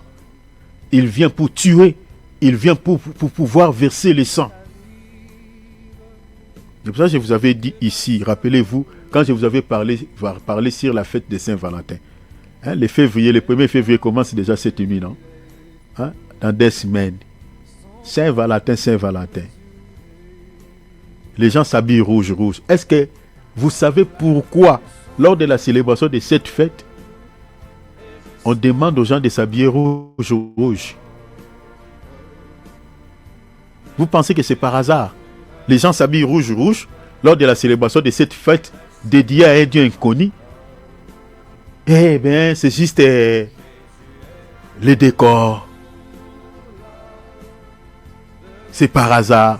Ce n'est pas par hasard. Les couleurs ont des significations dans la Bible. Vous voyez ici, le diable, il change la couleur. Il utilise la couleur rouge pour signifier qu'il vient pour communiquer la mort, verser le sang. Les gens qui portent des habits de la couleur rouge lors de la célébration de cette fête Saint-Valentin, il y a des esprits démons qui vous accompagnent. Parce que la célébration, le 14 février, c'est une date qui correspond à la mort de ces messieurs qu'on appelle Saint-Valentin. C'est un anniversaire du décès. Voilà pourquoi on demande aux gens de porter aussi la couleur de la mort, de s'habiller rouge. Donc on vous met en contact avec des esprits des morts. Ma sœur, mon frère, ne célébrez plus cette fête. Ne soyez pas en communion avec les morts. Ne soyez pas en contact avec les morts. Ne l'ignorez pas. Si tu l'ignores, tu ignores. Mais moi, j'ai fait ma part. Utilise le cheval rouge. Et l'objectif, c'est quoi? Il dit d'enlever la paix sur la terre. Je vous dis, mes bien-aimés, au nom de Jésus-Christ, ces cavaliers à l'heure où nous parlons, ils travaillent au temps de l'église. Et ils tuent des milliers de gens. Vous savez que quand la paix s'enlève, c'est le trouble. Regardez dans les pays où il n'y a pas la paix. C'est le trouble. Les gens sont troublés. C'est le trouble. Regardez comme à l'est du pays, comme il n'y a pas la paix. C'est le trouble.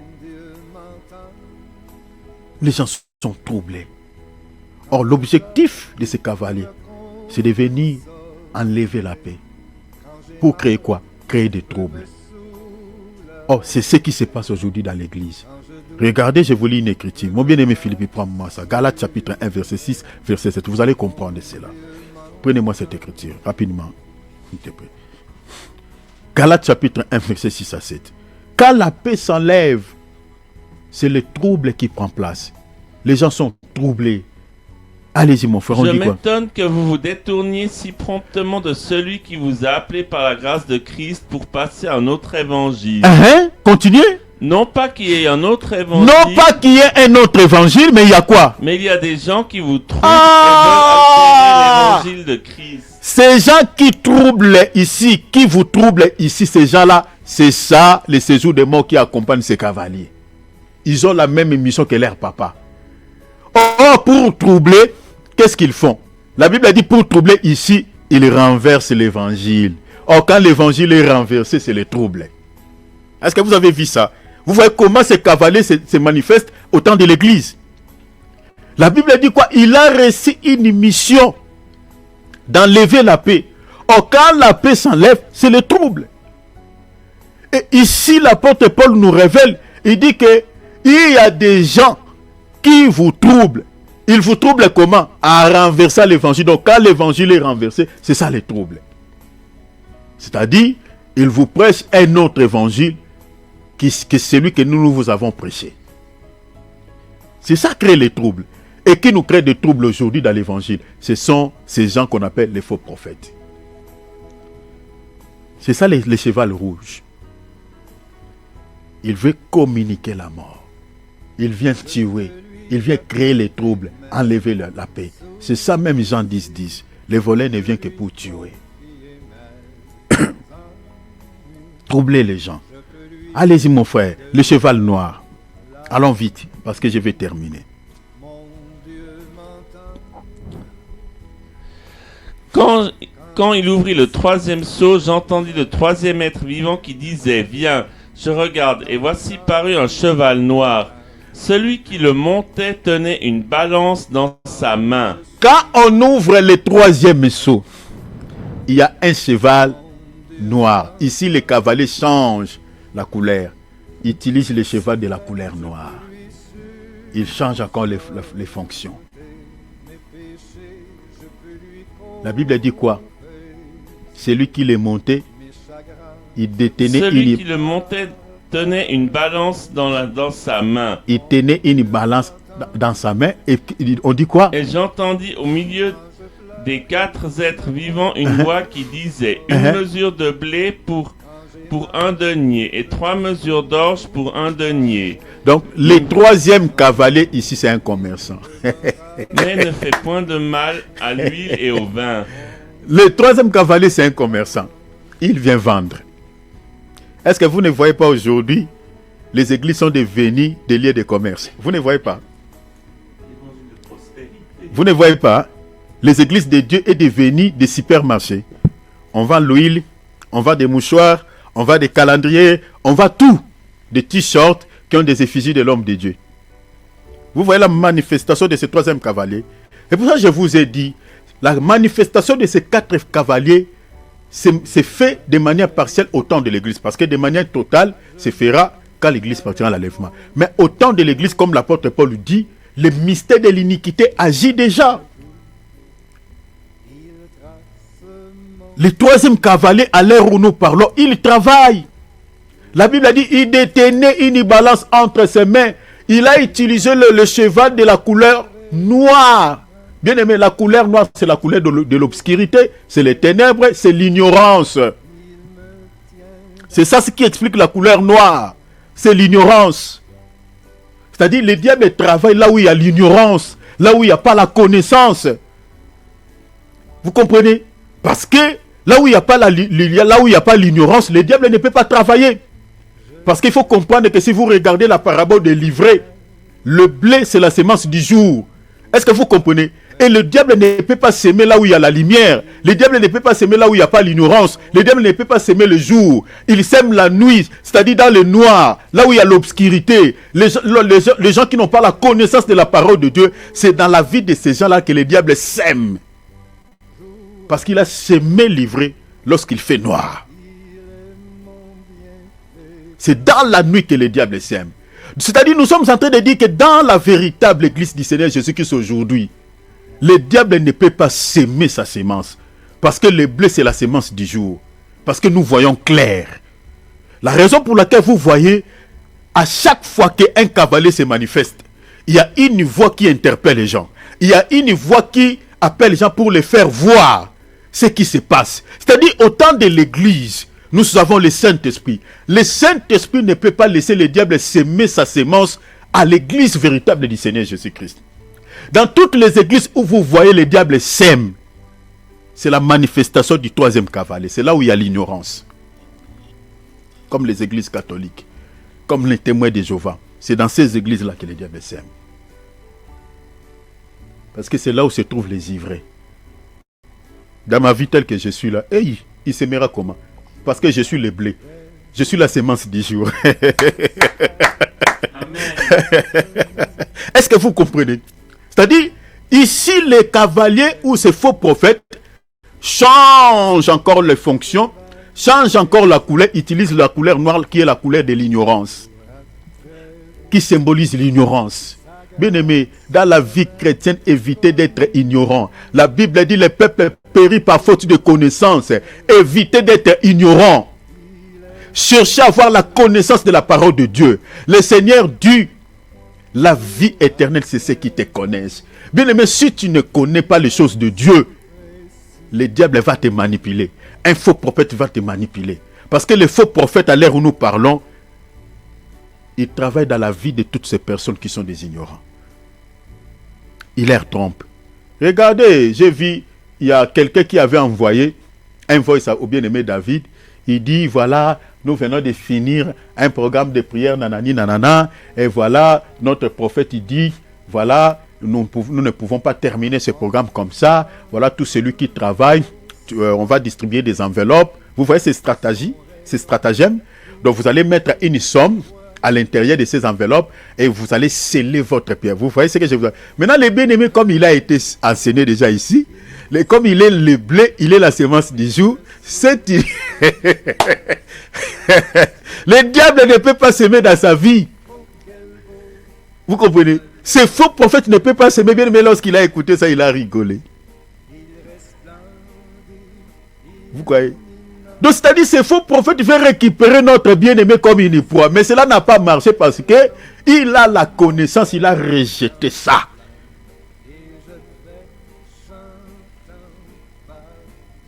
La couleur noire, la couleur de l'obscurité.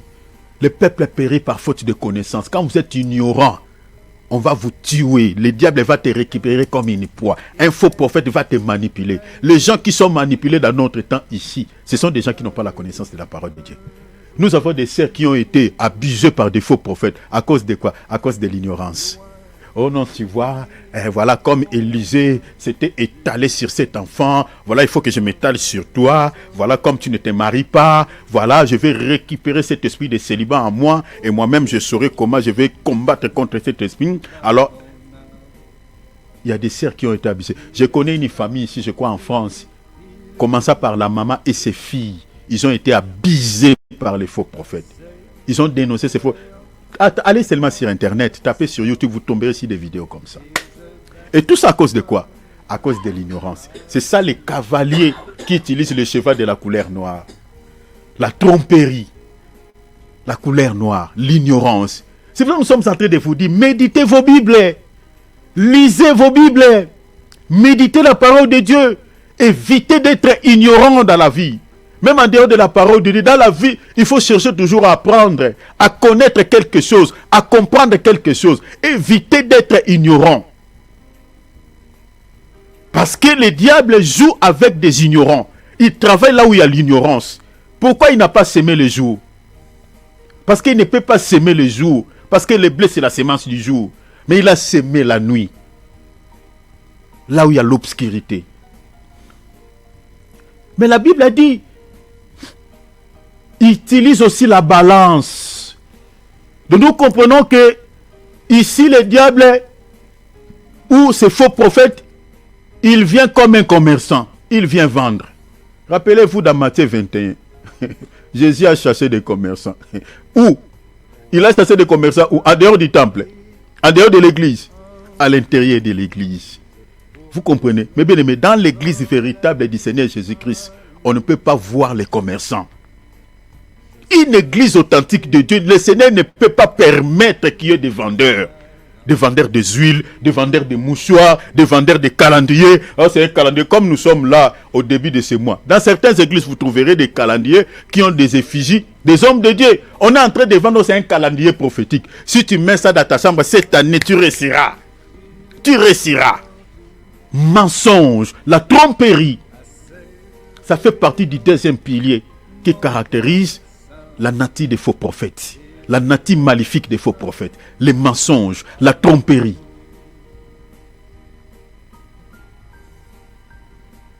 Des commerçants. Qu'est-ce qui n'est pas vendu dans nos églises là? Qu'est-ce qui n'est pas vendu? Nous avons des serviteurs commerçants. C'est ça. Rien n'est étonnant. Le Seigneur nous a déjà avertis par rapport à ces choses. On voit la manifestation de ces deux troisième cavaliers. Il vient, il détient une balance entre ses mains. La Bible dit, il vient vendre. C'est un commerçant. Mais attention, la balance que ces cavaliers utilisent, ce n'est pas la véritable balance. C'est une fausse balance. C'est une balance trafiquée. Une balance falsifiée. Bien aimé Philippe, prends-moi une écriture parce que je vais terminer. Allons vite, comme ça je parle sur le quatrième cavalier et puis on va terminer. Allez vite dans Amos. Prends Amos, s'il te plaît, chapitre 8, verset 5. Regardez, je vais vous parler de la balance ici. C'est une balance falsifiée. Ce n'est pas la véritable balance. Vous comprenez? Il vient tromper avec cette balance.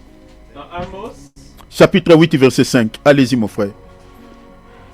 Notez Amos, chapitre 8, verset 5. Vous dites la nouvelle lune que la nouvelle lune sera-t-elle passée? Quand la nouvelle lune sera-t-elle passée? Afin que nous vendions du blé. Afin que nous vendions du blé. Quand finira? Quand finira le sabbat? Quand finira le sabbat? Afin que nous ouvrions les greniers. Afin que nous ouvrions les greniers. Nous diminuerons les nous allons diminuer le phare. Nous augmenterons le prix. Nous augmenterons le prix. Nous falsifierons les balances pour tromper. Nous allons falsifier les balances pour tromper. Vous voyez la tromperie ici, hein? Donc, le troisième cavalier qui se manifeste ici, il vient tromper. Donc, avec sa balance là, parce que nous comprenons, nous croyons que le diable ne peut pas détenir entre ses mains une balance véritable. Non. Donc, une balance qui se trouve entre les mains de Satan, c'est une balance fausse. C'est une balance trafiquée. C'est une balance falsifiée. Une balance fausse, une balance trafiquée pour tromper. Et que nous dit la Bible? Regardez ce que l'apôtre Pierre nous enseigne. Regardez. L'apôtre Pierre dit, je vous lis rapidement. Regarde ce que l'apôtre Pierre dit. Je suis dans 2 Pierre chapitre 2 verset 1 à 3. Il dit, il y a parmi les peuples des faux prophètes. Il y aura des mêmes parmi vous, des faux docteurs, qui introduiront des sectes pernicieuses et qui régnent les maîtres qui les a rachetés. La Bible dit, attirons sur eux une ruine soudaine, c'est-à-dire l'enfer. Verset 2. Plusieurs les suivront, pas peu de gens, mais plusieurs vont les accompagner. Ou en enfer, hein, les suivront. La Bible dit dans l'air dissolution, c'est-à-dire dans l'air égarement. Et la Bible dit quoi? Et la voix de la vérité, c'est-à-dire la voix de la sainte doctrine, comme nous sommes en train de prêcher. La Bible dit quoi? Sera calomniée. Hein, vous savez, quand on dit ce genre de vérité, il y a des gens qui nous calomnient, qui nous disent, voilà, vous pensez, vous êtes qui? Vous êtes un super serviteur de Dieu, vous êtes prétentieux. Nous ne sommes pas prétentieux, mais nous prêchons avec assurance, nous prêchons des choses que nous connaissons. Parce que c'est la parole de Dieu. Voilà, nous sommes fondés, bâtis sur l'enseignement des apôtres et des prophètes. Il dit, la voix de la vérité sera calomniée à cause de ces faux prophètes, à cause de ces gens. Regardez maintenant dans le verset 3. Regardez la fausse balance. Il dit par cupidité. Hein, ce sont des gens qui aiment trop l'argent. Hein, comme des Raoul Oafo. Hein, des gens cupides. Ces gens-là. Par cupidité. Regarde maintenant la fausse balance. Ils trafiqueront. Vous voyez, l'apôtre Pierre dit quoi? Ils trafiqueront de vous au moyen des paroles trompeuses et qui menacent depuis longtemps la condamnation dont la ruine ne sommeille point. Ils trafiqueront de vous au moyen des paroles trompeuses. C'est ça la balance. Parce que les blés ici, dans la balance, les blés, c'est la parole de Dieu. Parce que les blés, c'est le pain. Est-ce que vous comprenez? Maintenant, la parole qu'il vous donne, ce n'est pas une bonne parole. C'est une fausse évangile. C'est un faux évangile qui ne vous communique pas la vie. C'est juste pour vous tromper. Il vous parle juste de Jésus en 2-3 secondes. Mais ce qu'il vous donne comme évangile ne cible pas votre âme. Ça vous caresse au sens du poil. C'est ça la fausse balance. Ce sont des commerçants. Ils utilisent une balance fausse, trafiquée. C'est ça ce que l'apôtre Pierre dit. Ils trafiqueront de vous au moyen des paroles trompeuses. Vous savez la balance ici, si vous voulez comprendre. Je vous ramène à la croix de Golgotha. Je vous ramène à la croix. Parce que La balance ici, c'est le Seigneur Jésus-Christ lui-même. Ce n'est pas par hasard, Jésus-Christ, il était crucifié au milieu des deux hommes. Est-ce que vous voyez la balance? La balance, c'est ça la balance. Jésus-Christ, il était crucifié à la croix de Golgotha au milieu des deux hommes. Maintenant, vous allez voir que Jésus-Christ attaque l'unité des mesures. Il a pesé celui qui était à sa gauche. Et ce monsieur, il a été mal pesé. Et vous connaissez son sort. Il a été mal pesé. Mais lorsqu'il a pesé celui qui était à sa droite, celui qui était à sa droite, il a crié pardon, à l'œuvre de la croix. Et Jésus lui dit, aujourd'hui même, tu seras avec moi dans le paradis. Est-ce que vous voyez la balance? Donc Jésus-Christ, c'est lui la véritable balance. Parce qu'il a pesé ces deux hommes à la croix de Golgotha. Celui qui était à sa gauche n'a pas obtenu, n'a pas crié à l'œuvre de la croix. Mais celui qui était à sa droite, il a crié à Jésus. Il a crié à l'œuvre de la croix. Et Jésus lui a dit, aujourd'hui même, tu seras avec moi dans le paradis. Donc Jésus à la croix de Golgotha au milieu des deux hommes, c'est lui la véritable balance. Donc c'est-à-dire la balance ici, c'est l'œuvre de la croix ou la prédication de la croix. Est-ce que vous avez vu ça? C'est l'œuvre de la croix, c'est l'évangile de la croix, c'est la prédication de la croix. C'est ça la balance. Parce que c'est Jésus qui est la véritable balance. Mais si vous lisez Philippiens chapitre 3 verset 18 à 20, on nous présente l'antichrist là-bas. On dit que ces hommes sont des ennemis de la croix de Christ. Vous voyez, pourquoi sont ennemis? Parce qu'ils détiennent entre leurs mains une balance fausse. Parce que l'objectif, c'est pour tromper. Donc, c'est-à-dire un serviteur de Dieu qui ne présente pas un message authentique, un évangile authentique, c'est-à-dire il utilise une balance qui est fausse. Parce que son objectif, c'est pour tromper. Et à ce moment-là, il est ennemi de la croix de Christ. Parce qu'il n'utilise pas la véritable balance que j'explique le Seigneur Jésus-Christ. Il ne prêche pas la prédication de la croix. C'est-à-dire aujourd'hui, si le message que vous écoutez ne vous ramène pas à la croix, c'est-à-dire vous n'aurez pas les salis. Parce que la croix, c'est ça les salis. Si l'évangile que vous écoutez n'est pas la prédication de la croix, bien aimé, c'est-à-dire vous êtes candidat en affaires. C'est ça la fausse balance. C'est-à-dire c'est une balance trompée. L'apôtre Pierre, à son temps, il dit dans Philippiens chapitre 3, verset 18, plusieurs marchent en ennemis de la croix du Christ. Pourquoi sont ennemis de la croix du Christ? L'apôtre Pierre dit, ils ont pour Dieu leur ventre.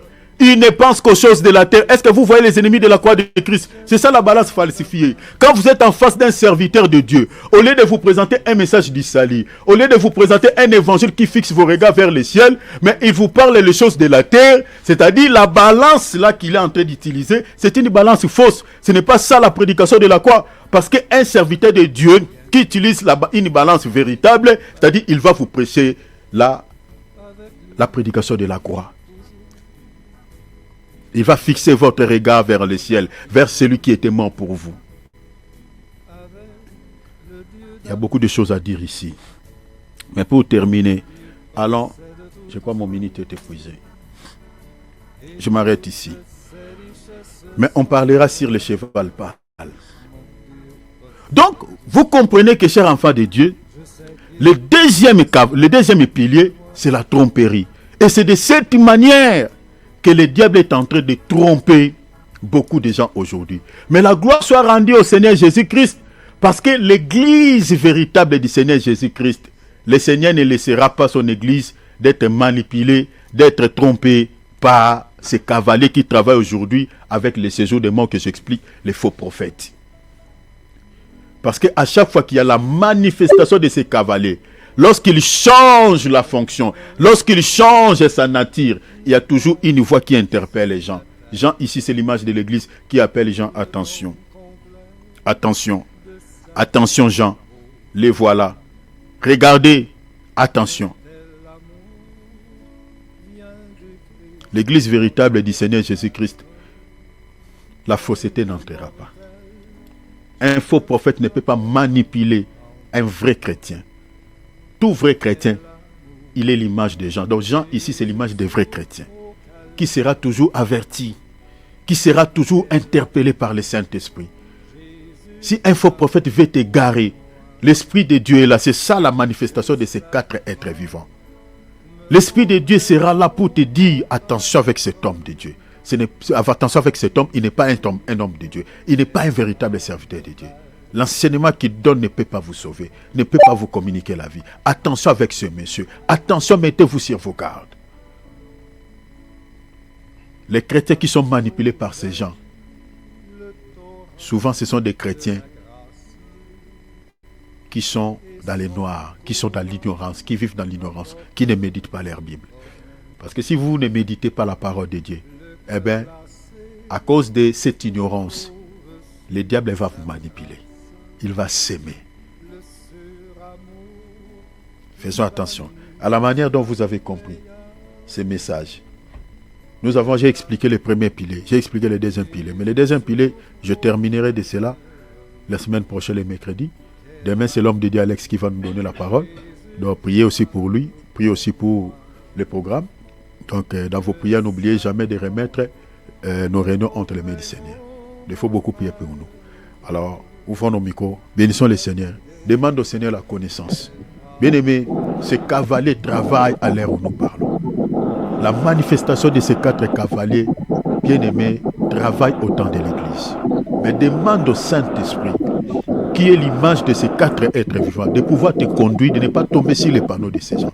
Parce qu'ils ont un seul objectif, de pouvoir égarer les gens. L'apôtre Paul dit, prenez garde que personne ne fasse de vous sa proie, que vous ne soyez pas une victime entre les mains de ces gens. Parce que leurs objectifs